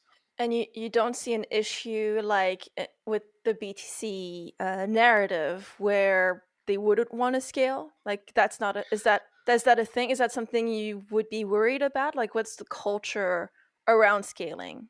The culture I around guess. scaling is, let's see how big we can make this thing. It's Okay. not at all. Now, Okay. there is, and it's not the BTC narrative, it's the Ethereum narrative too. Vitalik put out something about like sharding and stuff, and this was just the other day, I believe, or not too long ago, but put out a thing about everyone needs to be able to run their own node in order to secure against, secure decentralization. And so that is the direction of Bitcoin and Ethereum. And Mm. those things are a filter, they're something that's always going to be in counter a little bit to on-chain massive scaling. It just and the thing is, I agree with the base sentiment of if because you need like miners, right? Miners are paid because miners process transactions. So your full mining nodes, whatever, you get a point of the part of the block reward, all the new inflation supply. But even when the inflation runs out, you get the fees of people transacting. So you always are going to have a business model with that.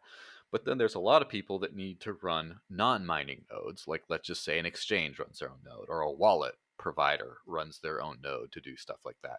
And at some point, it becomes super expensive, not super expensive, but expensive to where you're not just like, for example, this is my Lightning node that's running right now. We should not speak of Lightning too much now, but I'm saying, Wait, is oh, it off? You can't no, have it's that on. off, man. Oh, okay. It's just on See, it's just sleeping. on.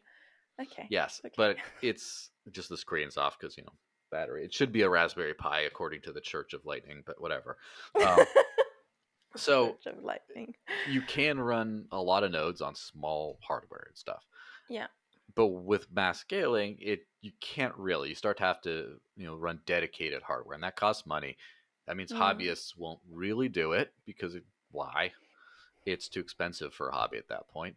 So someone is going to have to do it, and of course, big companies and big exchanges will be able to either afford it as a consequence of their business, or they'll put a business model around it. And so, for example, they'll run a wallet and just say, all right, well, we're tacking on a 2 cent transaction fee for in Yeah. addition to whatever the miners take in order Yeah. to just fund the infrastructure to make this Yeah. happen. That's a valid concern. Now, the And then thing is, as a node who's also processing and basically offering financial services, they'll have to KYC you for not only doing that. Yeah, Probably. probably. If it's like a That's just custodial type thing. And yeah. so basically it is a valid concern that eventually you'll have like a dozen or like 20 big nodes out there, and the government Mm, knows where they are and can kind yeah. of go to them and say, you need to do KYC on your users, or you need Yeah. to filter data out. You need to like check with IP addresses and device stuff, and just we want like it does become an actual problem, I guess. Now, Mm, Dash solved this problem. Again, I don't think this is just a natural like you never solve poverty or world hunger or something. Like you mostly solve it, but like it's a aspect of life that there's just always going to be scarcity. There's always going to be, you can't just like world peace. Okay, you could have like no major wars, but people will still end up killing each other to a much smaller degree, but they'll still happen. It's kind of the same thing with like scaling. It's never infinite. You can scale to serve everyone, but it's still, you know. And so the same thing, it's solved because Dash's nodes, you can still run a regular node, but most of the infrastructure is run on a network of master nodes, which are basically beefy nodes. You have to prove that you own 1,000 units of Dash in order to run one, and then you get paid part of the block reward, and you get paid for some transactions and things like that. And so because of that, you don't have to be a company that has an ulterior motive to run this scaling infrastructure. It just you run a beefy node that can take all the on-chain scaling you want. You have to pay more, but you get paid to do it. And so because that's a proprietary thing in the Dash network, it's not like, well, some other company has to run it because otherwise they wouldn't make money. Like you can literally your entire business, like as a Dash hobbyist, you can be a professional hobbyist, kind of. You get paid to yeah. do this. And Yeah. so it's just like the Bitcoin economic system works very well in terms of incentives with a couple of missing things. Like you don't get paid to be a developer, and you don't get paid to run a node, which are two things that people do need to do. And all these other systems have had various struggles in dealing with that. Like for example, the Bitcoin Cash development team, Bitcoin ABC, just caused a big split Forked off. because they're like, we need more money for what we're doing, and then I must admit, seeing your latest video did give me a little bit of a PTSD. I did watch it. yes, of It, course, it was half painful, half reassuring, half good riddance moment. But yeah, wishing them all the and best. well, that's the thing is they For, solved Bitcoin ADC, sorry, eCash solved the developer funding thing. Now, I don't know if the argument, did of they? course, is here's the thing. That's what I'm saying. They solved Did it. they though? But what is the trade-off for the solving? That's the real Yeah, question. yeah, and and And and I and I noticed in the show that he never yes, answered that. He yeah, purposefully, well, supposedly it's not, launched yet. Basically, it's all of this council stuff will be as of November. He said, but yeah. I mean, we'll it's see. But like, yeah, Zcash never really solved it either. They started out in the well, exact same situation. yeah, Then they had their own, governance. not an example to solve. They also have Yes, but that's what I'm their saying. own And then downfall. it's one of Yeah. those things. But basically, everything should be funded. Everything. My point of view is the free market should fund just about everything. But when Mm, there's things where like a decentralized cryptocurrency, which is it's not really like a business, it's like a decentralized network that anyone can use without mm, permission. The genius of Bitcoin was adding a fee and reward model to right. something that's like it's like a open source Creative Commons type of a deal. Right. Yeah. And a free open source software that somehow you get paid to run. And the problems they had little gaps in what gets done. So development and running all of the infrastructure were not compensated from the actual thing. So having that in Dash with like the masternode system allows you to do a bunch of other cool stuff, but mostly just lets you scale and without problems. And of course, I'm sure Bitcoin.com will always run enough Bitcoin Cash nodes to make things work. And I'm sure that they'll do, because I know Roger and he's a great dude, I'm sure they'll always find a way to make sure that doesn't censor people and remains outside of the government's grubby, greasy little claws. But the thing is, not everyone's blessed with a Roger Ver to do this kind of stuff. Sometimes you're blessed or cursed with like a Craig Wright and Calvin Ayre, in which case it's very different. So that's like the big thing. Yeah. And Yeah. obviously there's the instant transaction function for Dash used to be an opt-in feature, which meant it was basically useless because only some wallets knew how to do it, and almost none knew how to recognize it. And so you got this cool instant send experience sometimes, but then But it no wasn't one would. until Yeah. like 2018. I think 2018 when every transaction became instant send by default for no extra fee, and that Hmm. coincidentally is when Marshall, the CrayPay/Dash Direct guy, actually took an Hmm. interest in Dash and crypto in general. He kind of watched it, but he was like, "Oh yeah, it's no good." Until it was like, "Oh, all transactions are instantly settled. This works with my business model. I'm going to start doing it now." Hmm. And so Okay. that was a big thing, which I didn't have the pleasure of dealing with for like the first 2 or 3 years of using Dash. But to sort of answer that question that we were doing like an hour and a half ago or whatever it was about about switching. So about half of the stuff I spent Bitcoin on, I could use Dash on at that time, Right. and then the other half, or maybe a third to a half, I could use Dash on. But let's Okay. just go with a third. And then the other 2/3, I had to use like their shapeshift option because everything Mm. at that Yeah. point, everyone just did Bitcoin, and at some point, oh, take my shit coin was like, yeah. And then so what they do is they slap on a lazy like shapeshift option Yeah. where you could just say, oh, I Convert. pay with Dash, and I pay with Dash, and when it Yeah. One. confirms or processes or whatever, then it gets converted to Bitcoin. It actually pays the thing. So it was about 2/3 of it was that in the beginning. Is there any, so Dash right now, I'm not gonna go and check CoinMarketCap, but do you feel like, for having lived off of it, for following the development closely, what's missing right now, or is this like the most underrated project ever? Like, because how you're talking about it, they solve many issues. They've solved, the funding, the also the passive node, active node question, the DAO, like a lot of things. What's missing?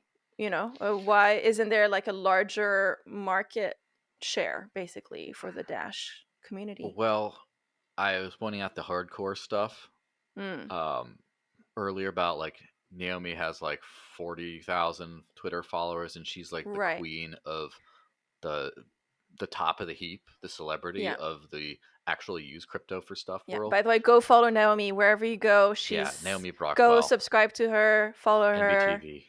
Yes. Yes. Watch her on CoinDesk too. I like that she got the Yeah. CoinDesk show, and she's like the Yeah. one person with like common sense on that show, which is it's always a tough thing to do, but whatever. Yeah. So to answer the general question, uh, I mean, just look at how many of the top cryptocurrencies are fiat, how many are stable coins, Mm, and then how many are centralized, how many are actual like scams, and how many are things that are like Dogecoin that just no one cares about. Oh wait, this guy tweets about it, and then everyone is like moonboying over it.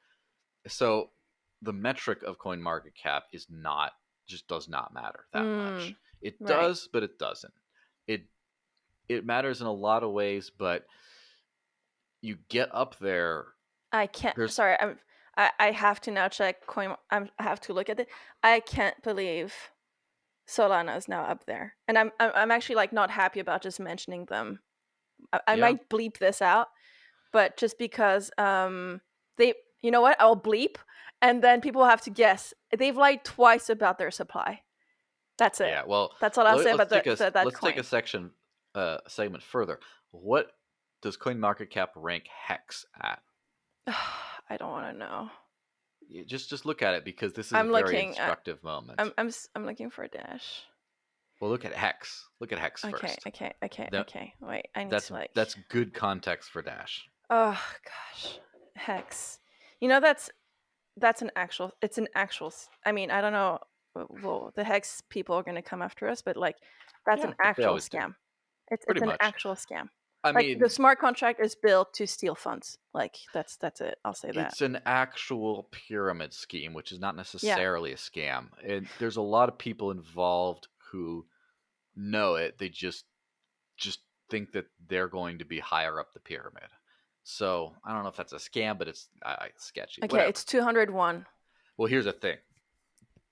if you do the coin market cap actual like supply, like the actual math, Hex Mm. is third on on the actual market Oh, cap rankings because of the really? number of coins times the this is was as of like a day or two ago. I don't know if it's changed, but Okay. if you do the number of coins out there times the price per coin on the markets, it's third. But coin market cap chooses to say, well, this much of the supply is like, we don't count that as circulating supply because you Mm. time lock your funds in order to stake and stuff, and that doesn't matter. And then, I mean, how much of Ethereum is tied up in different smart Okay. contracts or backing as collateral behind assets that are also listed on CoinMarketCap? So Ethereum that only have value because of the Ethereum locked up. So there's just a lot of shenanigans on the market cap ranks. It's kind of meaningless, you know? It's just like saying, I mean, at least if you're like the number one TikToker, you know that the most human eyeballs reach your content. At least that's a metric that means something. Market Yeah. cap is No, just, I yeah. agree, and I think I'll back off from the coin market cap ranking thing. I think it's just Did I just depress you too much? no, no. Well, first of all, I think as you know me, as Mm-hmm. I don't look at the price either. I'm a terrible chart person. I don't look at that. And my cousin's Mm-hmm. always then like saying, "Did you see this or that? This pumped," and I'm like, "You have too much energy. I can't Yeah. hold. I can't do this. I don't. I've given up. I'm not a good trader. I've given most of my investment portfolio now is in the hands of cyber capital. So I that pressure of the Shout market, out to let's Cyber just say, Capital. it, shout out to cyber capital, but Yeah. that pressure is just not on me, right? I don't Yes. have that sort of, oh my god, where did the market go overnight thing. I don't have that. Mm-hmm. um but I feel like Dash has so many of the good fundamentals. I just Mm-hmm. if you had like a magic wand, is there anything that you would add on Dash, or is there anything you would change? And is there a proposal Yes. you'd like to make it go through? Is that There's a few, there's quite a few, and I'll mention those. But yeah, just to go over the market cap thing, the market yeah. cap thing poses two questions. Hmm. First off, is why do you really care about this stuff? And is it to be like mad sick gains and stuff like that? And the answer for a lot of people is, yes. The answer Yeah. for me is, well, that's not why I got into it. So I don't need to care about market cap ranking on that thing. The other Yeah. thing is, at the same time, the market cap ranking is a free market indicator to a certain extent. What does the market value right now? And I mean, we see what they value. And the thing about the free market's never wrong. That's the thing that takes a while Well, to like. Well, EOS hold got on. 4 billion. Maybe that was a Yes. wrong I mean, thing. where's ES now, by the way? I mean, Well, they tried delegated proof of stake, and then they saw how that went. yeah, And but that's what I'm saying is the free market is undefeated, as I call it. The free oh market is yeah, never like you can't say it's wrong. Oh yeah, the market decided wrong. No, it always decides right. You might not agree with it, or the mostly you just might not understand it. And so, first off, the free market has so far said most people want to make more money, more than they care yeah. about decentralized digital cash right now. Hmm. And if they're not wrong to do so, because most people, like, when was the last time you were denied a purchase?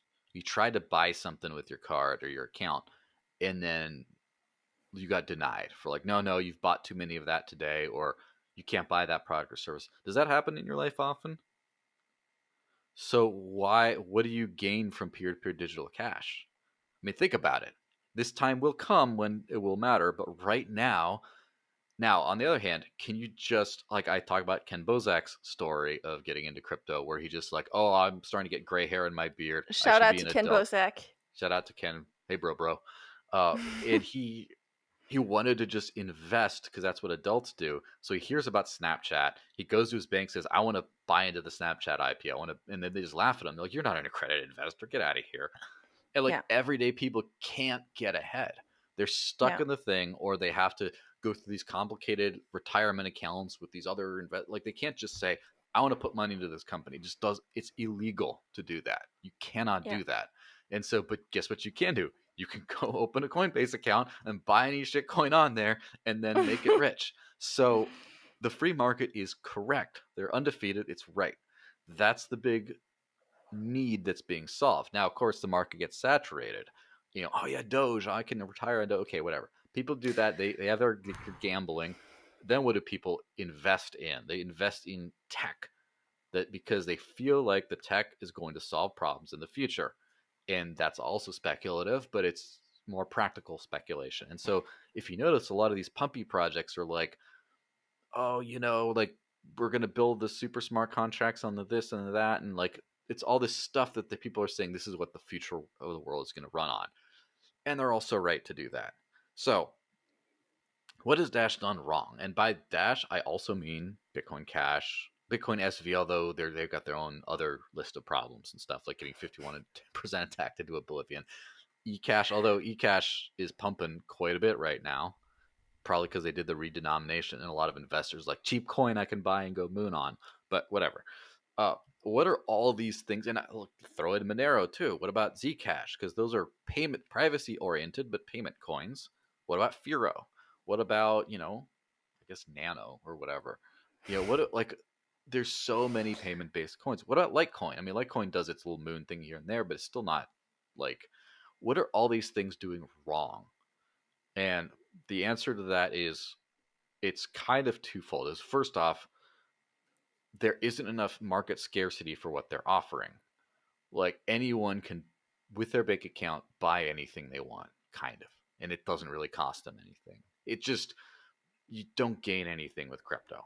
Now, what they will gain is what happens when fiat starts to go down in value? You just don't want to hold any even for purchases. Then people are going to want to buy in crypto, and then they're going to want to have it. Or what happens when people start censoring your payments? Oh, you don't have our records indicate that you have not received your third booster shot of the vaccine. You are not allowed to make this purchase. Like, okay, now you care about crypto. You see, like the world has to get worse before we get to that spot. So it's ahead of its time, is what I'm saying. That's part of it. And then the other part is it doesn't work. Like, as I mentioned about the whole Dash Direct example, like you can buy Bitcoin, and you know what it does? It goes up. It works. The product works right now. I mean, again, I don't know how long it's going to go up. I don't know, whatever else, but you buy the thing, you go to your account, hit buy, you send fiat there, and you get this thing, and then it goes up, and you can turn it into more fiat and buy more of the stuff you like in life. Like, it works. The product works now. What about, like, I mean, I'm not going to, just to switch it off of Dash for a second, what about Bitcoin Cash? Does it work today? I mean, you could say, yeah, but, like, why don't merchants take it? Oh, some do. Sure. Okay. Why, like, what's the compelling reason people, I buy it and then I use it in a more complicated, cumbersome way than my other money. And I pay for the privilege of doing that, except maybe it'll go up in value during that time. So why don't I just buy the one that goes up more in value? And then you see how it's like the end user product is not complete. And sorry, it's the same thing with Dash, right? Dash, when it had its unchecked, like its optional instant send feature, was definitely like, just why? Get out of here. Like, come on. But now that it's instant, it's like, okay, well, no service recognizes that now. So still garbage. No one cares. Okay, but then you get Bitrefill to accept it. Obviously, Dash Direct does it. You get like a dozen or so exchanges that have like either reduced or no confirmation times to deposit. Now it starts to matter. Okay, but it's like, well, what? Oh, Dash, what do I do with Dash? Like, if someone asks me, like, oh, I'm in Uzbekistan, or no, that's a little bit too esoteric. I'm in Austria. Where do I spend my Dash?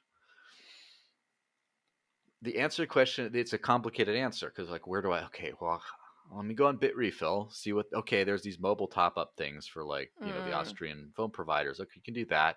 There's a couple of these places you like. It's not like I can just go and spend.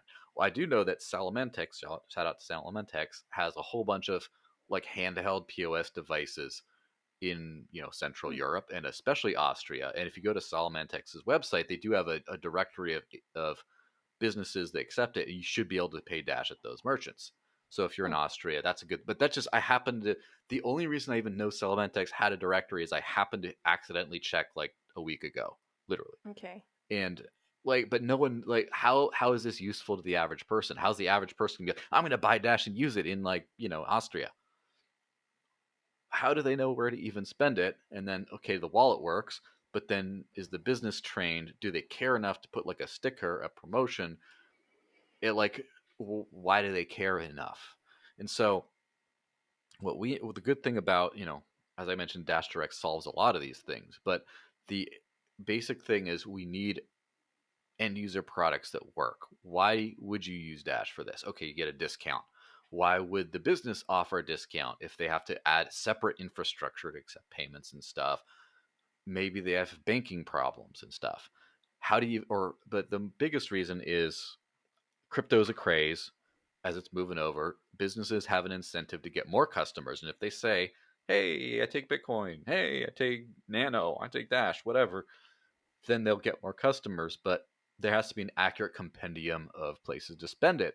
And there just isn't any, because how do you keep track of a decentralized network? I mean, Dash Direct can keep their merchant network updated and stuff, like Salamantex can. Like, there, sorry, we got a little carried away. There needs to be a way to aggregate accurate data as to where you can actually spend this, and give merchants an actual reason to offer discounts, which gives people a reason to actually spend it. And you have to make sure the payment process is smooth as butter. Yeah. In a lot of places in New Hampshire, it's pretty smooth. It's Okay. like 80 to 90% what like other payments might be, because we have people that do it all the time. And just yesterday, I reported a wallet glitch from a certain kind of invoice that because just no one else uses this stuff enough to be reporting these issues, and it's smoothing. But basically, those are the two big things. Is Okay. as to answer the market cap question is, first off, the digital cash use case, its time has not come yet. And second, it's not ready. Their end user products just aren't there yet.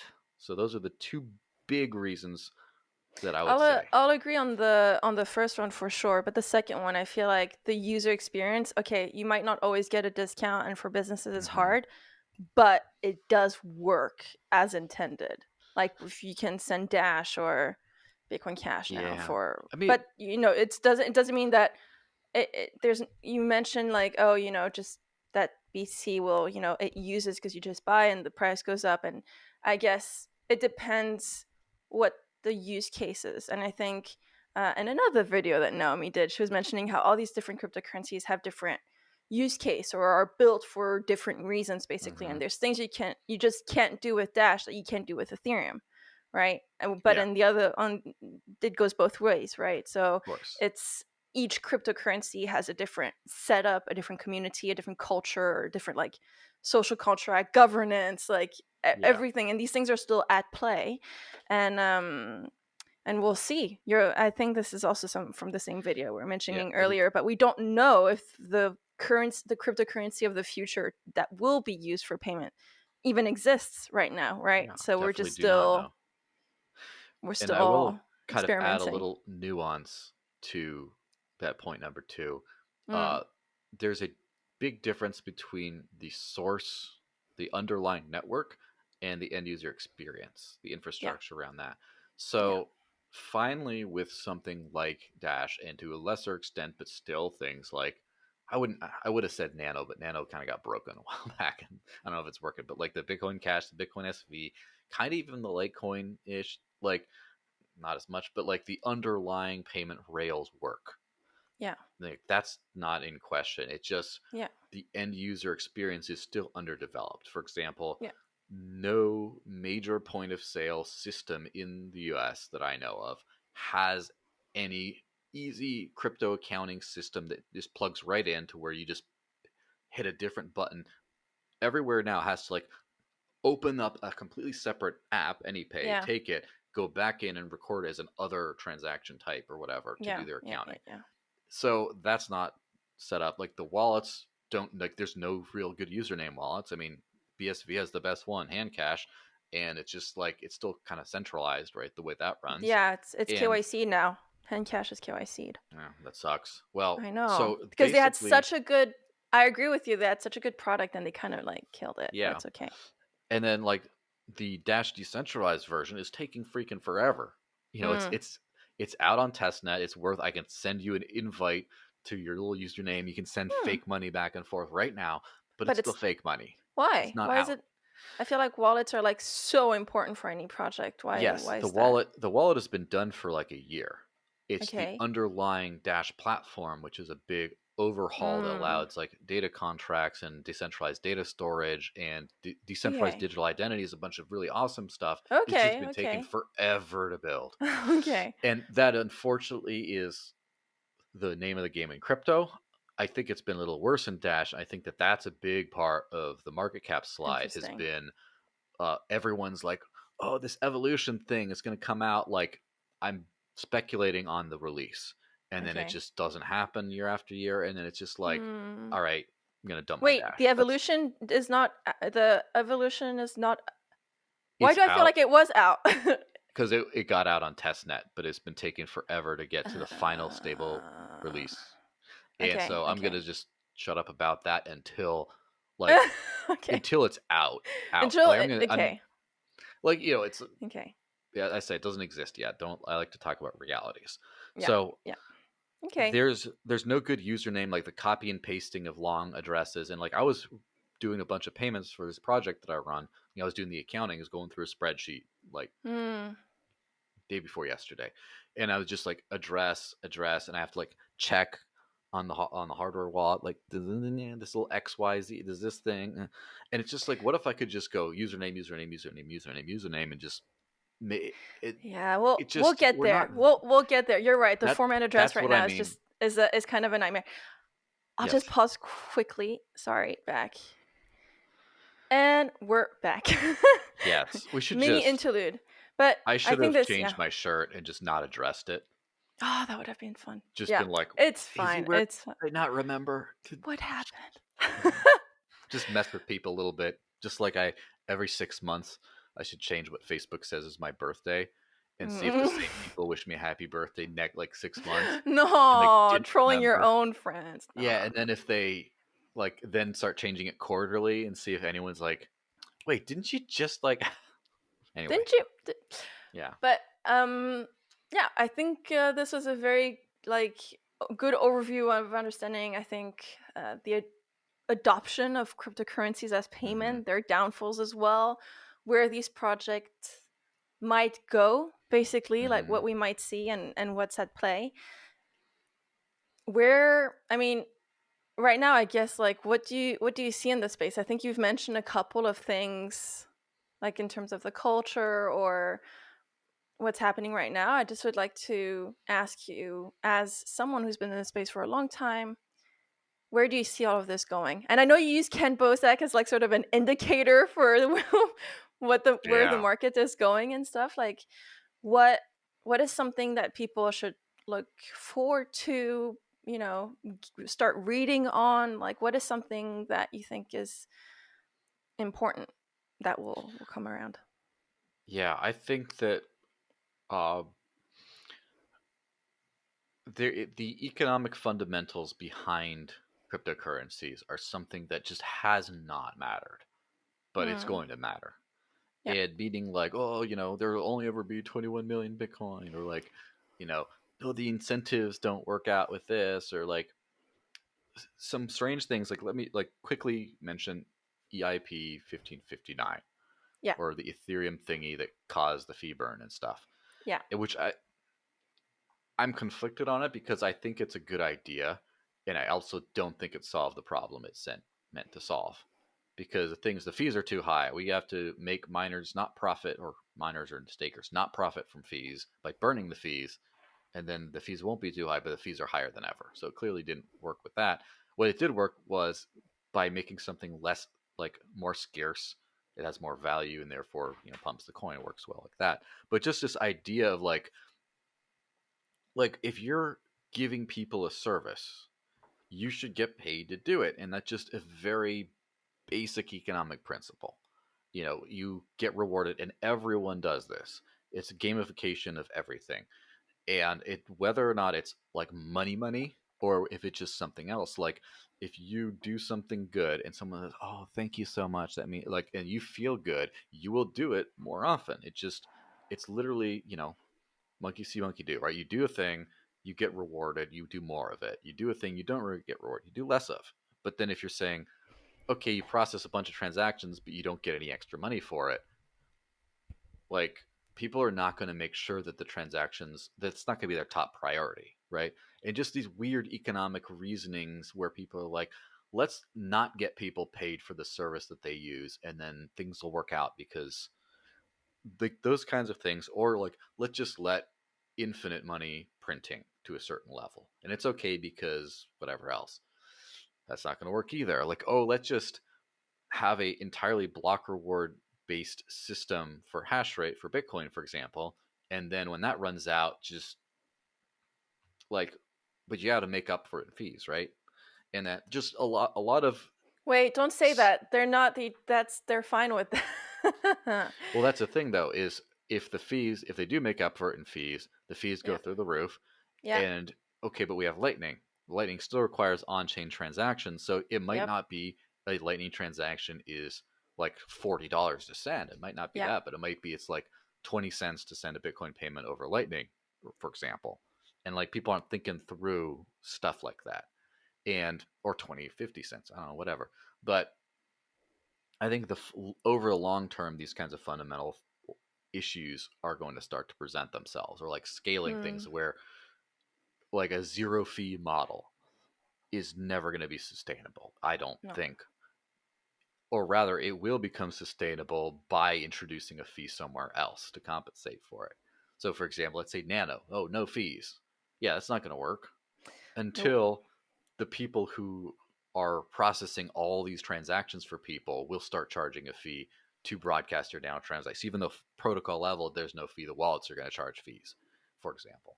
I think that's going to be powerful. The digital cash thing is going to be, I feel like, all at once.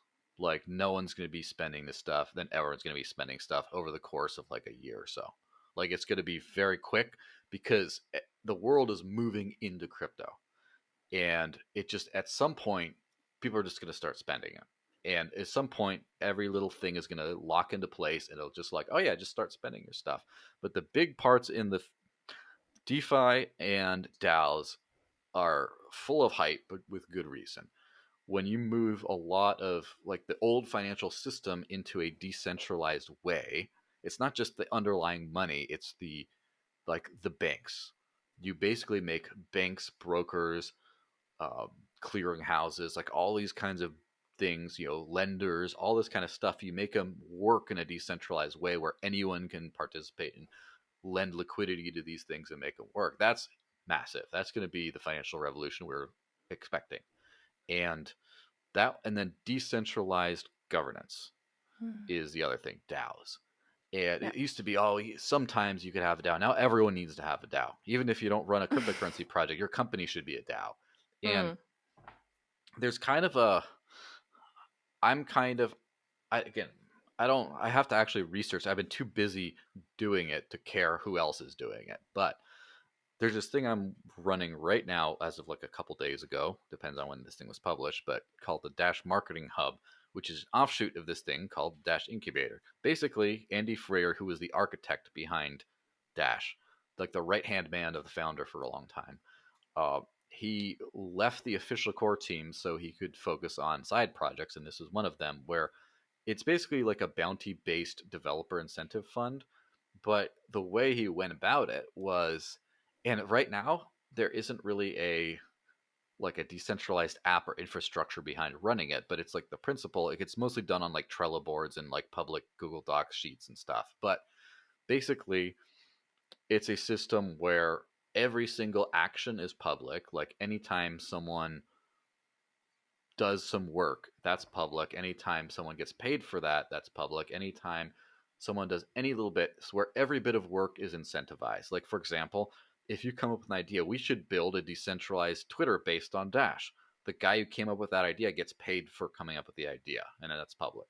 And then the person who writes the specifications for everything it needs to include also gets paid, and that's public. And then every developer does like commits on that. It's all public. You can look up a big spreadsheet that has like the blockchain addresses for everything, so you can verify that every single payment got made. And anyone can just propose an idea, get paid, do the work, and it's all super public and transparent. And that's a radically different system than anything else that's been done, in the way humans do things. I don't know, again, if other projects are like, oh, we have that system built into our DAO, where, the DAO's kind of like that, but then you pay a team. Like, I have a good idea. I want to run the marketing department for Dash. Pay me money. And I go to the DAO. That's all transparent. But then what I do with that, how I manage my team, is kind of black box still, right?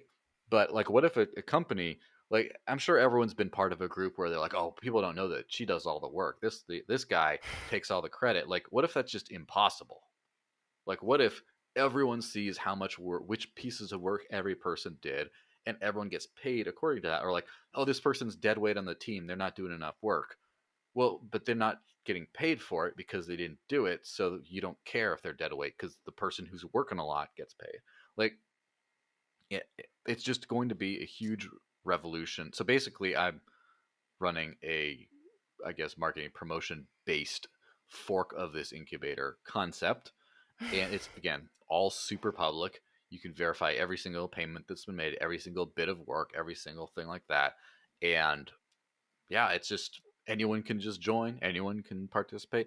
And that's going to be the next level when that starts getting baked into DAO systems, where you have the whole, stakeholder governance goes and like funds this project, but then that project is in its own kind of decentralized, open source-ish, self-running way. That's going to be huge. From what I've seen as well with DAOs is that it is a little bit more incorporated, but then what happens is that you also have like a reputation pondering system where you see like, oh, Joel has been very active and he fulfills everything that he said he was going to do. So, oh, he's not only active but reliable and efficient, and stuff like that. And then depending on which DAO you're in, those metrics can also appear, and then you might have a bigger weight in the DAO in the future for being that type of actor. But yeah, and that's obviously ultimately based on information. And in the past, it's been like, oh, it's like a popularity contest. Like, we like this guy or we don't like this guy, or it's just like, well, like, again, the curious case of George Donnelly, right? Someone like that, your old buddy there, I guess, my old buddy, he worked for Dash, and he did an awful job. No offense, right? Like, literally, the title of his proposal was this many transactions per day, and his own tracker had him at a very small fraction of that. And even then, that was because, he took money and paid people to buy them their lunch in order to count for the transactions or whatever. But that's water under the bridge, whatever. The reputation system, like, everyone figured it out in Dash and kicked him out. But then he went to Bitcoin Cash, and then he kind of got a new lease on life. Oh yeah, I got all this stuff, and he started to do, like, the information. He's just an example, but I'm not using this to dump on Donnelly as much as I like to do that. But it's like the information did not transfer. There's no record or like, look at all the work I'm doing, and there's just a lot of fuzziness.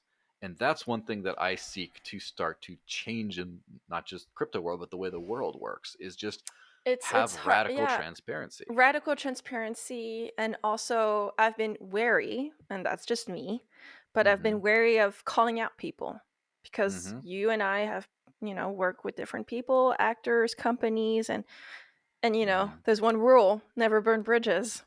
And at the same time, there's some bridges that should be burnt down, and some bridges that shouldn't be built, and bridges that are very crooked and stuff like that, and it's difficult. It's that radical honesty, I guess, that and transparency that I'm definitely not ready to open the skeletons of the crypto skeletons of working with certain actors, because but that's the thing, is it's scary as well. Well, it's not just Yeah. But that's what I'm saying is you have to like it's like an undertaking. You have to it's like a this is opaque. It's hidden.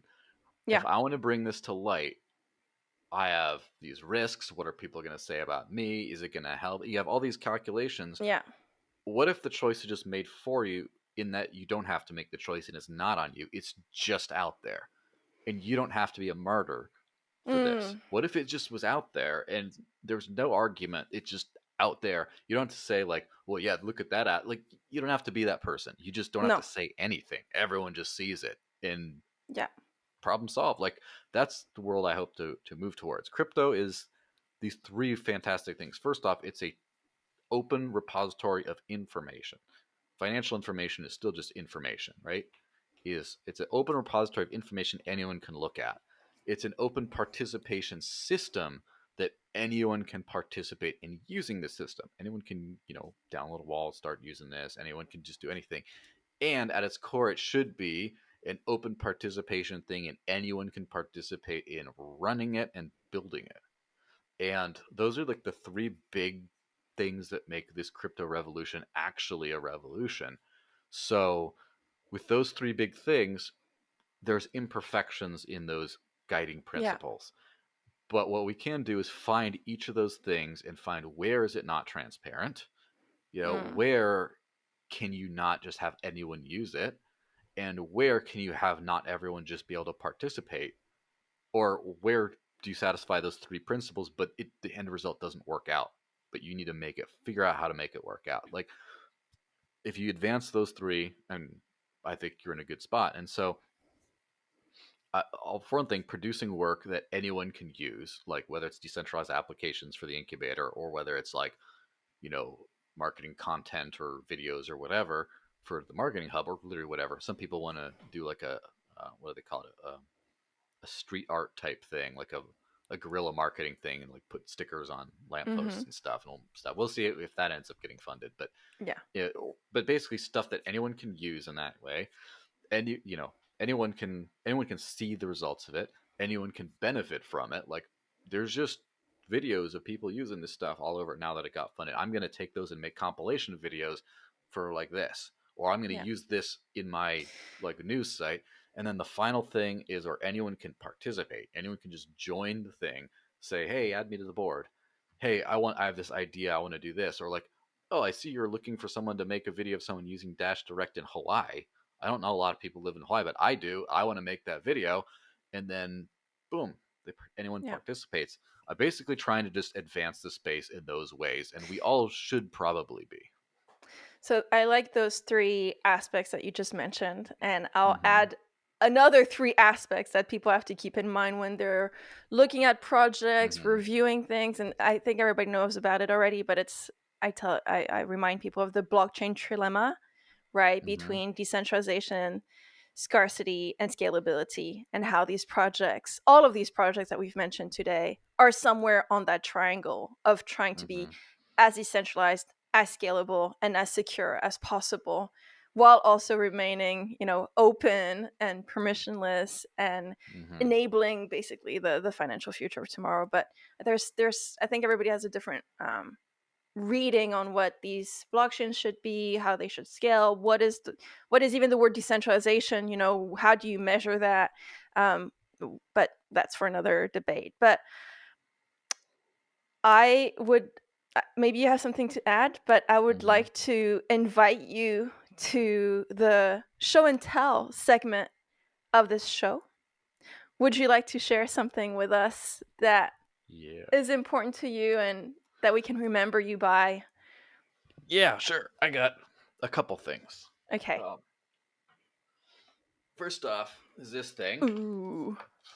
Oh Good old my god. Yes. So Cool. the story behind this is, um, so I grew up doing mostly like politics and stuff like that, and I was successful in school. Uh, Always kind of a nerd, not really an athlete or anything like that. And I got really into martial arts when I watched some Jackie Chan movies. I want to do that, so I started doing taekwondo, and my family supported it, but no one cared. It was never like, oh yeah, you should do this. It was purely me, and that's what like the important thing is it wasn't like what people set up for me. This is something I made for myself. Is that for years and years I just went and trained 5 days a week or whatever, and just slowly, I got my taekwondo black belt. I got up to third degree, and then finally I ended up getting my full-on instructor certification, which is kind of like almost like a half a university degree in just how to like run like a school and instruct and stuff, because it's a skill, right? And so as part of that, for my uh, instructor graduation ceremony, I was given this, and so this is kind of my sign of Of and sensei-ness. yes, and for several years, I probably like 8 or 10 years, I was like a martial art instructor. And when I moved to New Hampshire, it was my only job there. Like it was what got me to be able to move out here because I couldn't find Mm. a job in the other areas that I did. And so it's not like, oh, school, like you're in a track. Like this is what it's like what your family and your society invests in you is like school, so that then whatever you do with that education, whatever jobs you get, it's kind of like owed you. It's kind of like you borrowed that from someone else. But this is something I built all by myself. It was just hard, long work and stuff like that. And obviously something I'm very proud of because of that. Um, because everything that we do in life, but specifically me, like the plan for my life didn't work out very well, to be honest.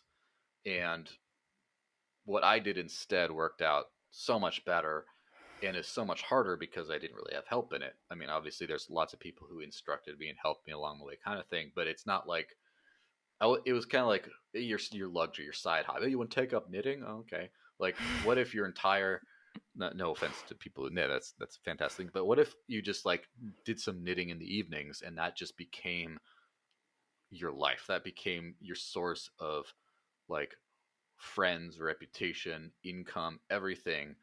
It's just like that's something comes from you. And so also, which is this has been all over social media, well, not all over, but I recently got my jiu-jitsu blue belt, and this is important to me for a few different reasons. First off, very different from taekwondo.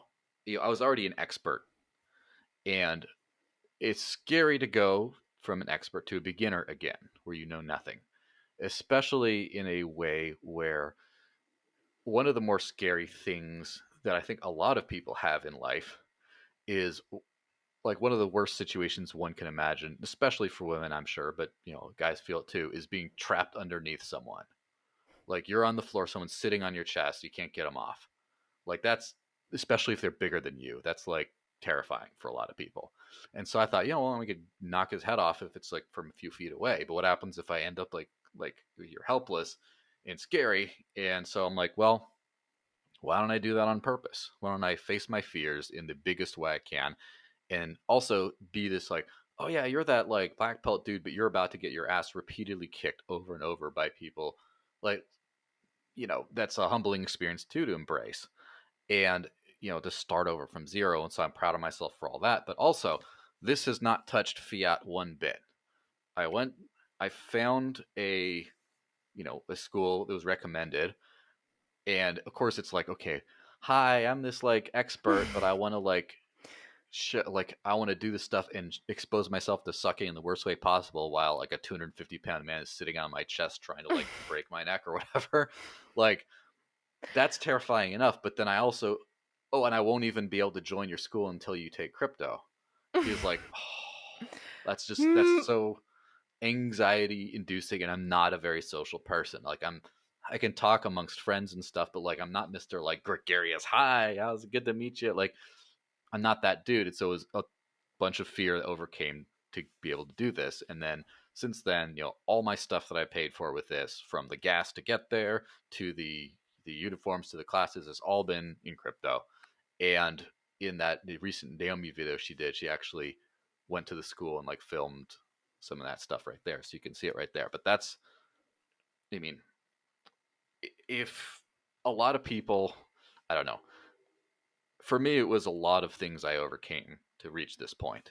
And I think a lot of people can kind of imagine something similar of, you know, the countless hours of, just knowing what you're in for. You're in for big, big sweaty dude sitting on your chest and you can't do anything, twisting at your arms, hoping to break one until you like literally say, I give up, stop. You like sign up for that, especially as you're actually like a fighting expert in something else. And then just like the I would say the ego blow, but I try to not to have an ego about that to begin with. But then also just like, hi, do you want to like take this magic internet money? Because I won't do it if you don't do it. Like that social anxiety that comes from that, like all that together is a big hump to get over. And so it's just kind of a, you know, it's kind of a something that I am, personally proud of. And as I said before, nothing in my life worked out the way it was supposed to. And I'm not where I'm at because I'm like this. You know what else? I want to be a badass and do this cool thing, that thing. It's kind of like a lot of ways I turned out to be a loser. And the everything that's good about my life is in spite of that. Is like, well, that didn't work out, so I did something that did work out. And I made it work out even though it didn't in the beginning. So that's kind of what this is. Both of those things are a culmination of, all of that. Thank you for sharing. And I think this Well, can thank you. inspire many, many others that in these really uncertain, weird times can find inspiration in your life, in your failures, and your successes, and yeah, and that you can be here today, really, not only sharing your experiences, of course, and the light that you wish to be Mm-hmm. portrayed in, but we can also now see these tokens of your efforts. So thank you so much Well, for thank you for sharing the that. platform. And everyone has the capacity in them for something like that. Like, I'm kind of like a nobody. So to make the somebody from a nobody is should be inspirational in that like anyone can just people don't see themselves as these things. Oh yeah, that's that guy who like people just assume whatever I am today, I've always been that guy.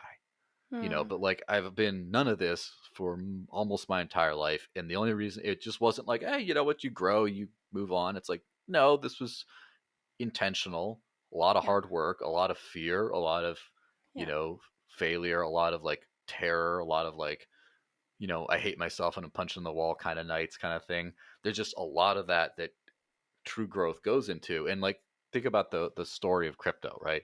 Of like the anonymous founder who just knows that he's in for a world of hurt if people know who he is. And just creating this random thing, all the people that are like, yeah, I'm gonna like buy a couple pizzas with this stuff, and like the balls it took to like talk to that guy and just say, hey, do you want to like make this random nonsense? It's like, well, it's only two pizzas. And then each step of that, and then just like the failures of like the scaling wars and just like regulation, and then just all the scams come, just all the all the weight and the headaches, and just That was a literal face palm. That was like one of those. yes, there's a literal facepalm, but like Yeah, all this stuff, and anyone can still come in and create something beautiful, yeah. and anyone could still be you can just not even know how to write a single line of code, yet end up being developing and launching the most successful blockchain project of them all within 5 to 10 years if you really want to be that person. Yeah. So do you want to be that person? Go do it. An open call for anyone listening to this and who needed that extra kick today to feel like they could be and become anything. Yeah. The extra Brought to punch. you, I'm not going to kick here and knock over the whole brought to you computer. by Joel.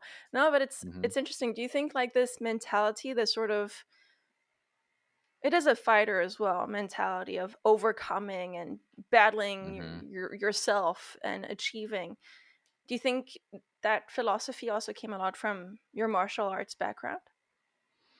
Yes, definitely. I mean, martial arts, I mean, Taekwondo specifically is more Mm. regimented. It's born as a military art for the South Korean military.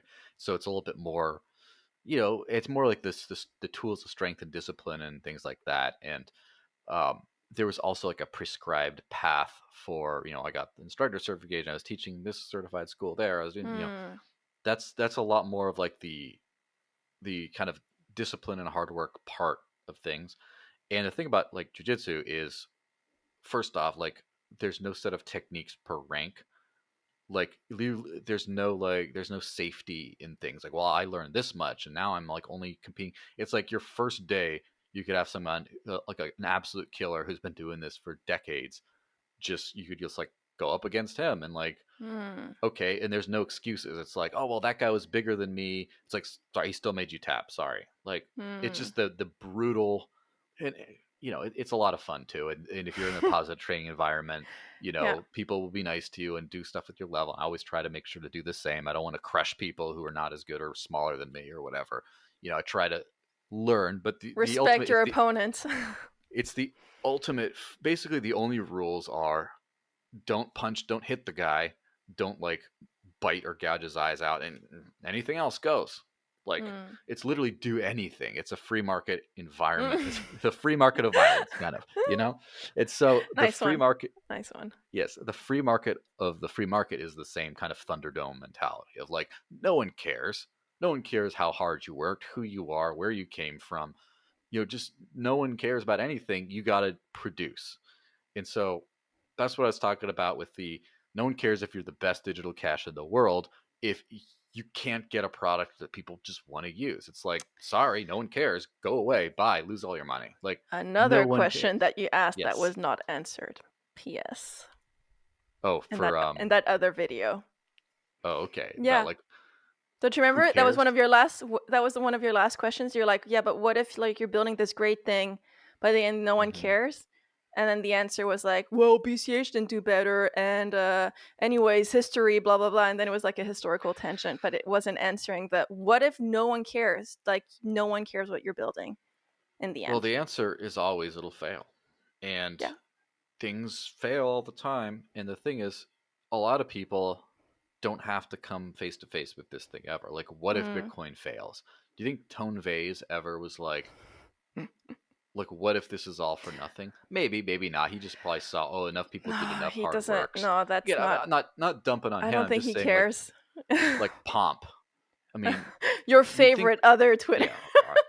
But like, it's not even a hater thing. Like, do you think he risks that much by just being like a permabull on this stuff? I mean, he's talking all this smack. I put 95% of my whole portfolio in Bitcoin. It was like, oh, you did? Oh, wow. Tell me more. It's like, yeah, we still have a bank, whatever.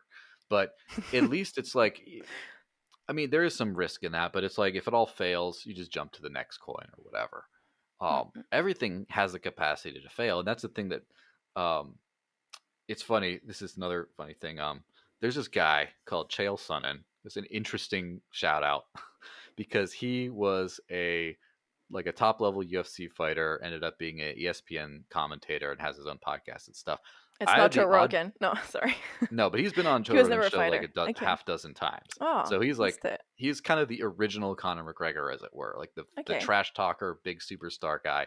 Okay. And he, oddly enough, has been on my podcast at least once, and I've been on his because he went to the Dash Treasure for money back in like the 2017 era, and like I have this odd connect. I mean, I haven't really spoken with him in like a year or so, but like I have this odd connection with this like celebrity type person. But anyway, he gave like a motivational speech to some of his fighters he was training on this one thing where essentially he was talking about, he says, they say that failure is not an option. He says, that's a load of crap. Failure is always an option.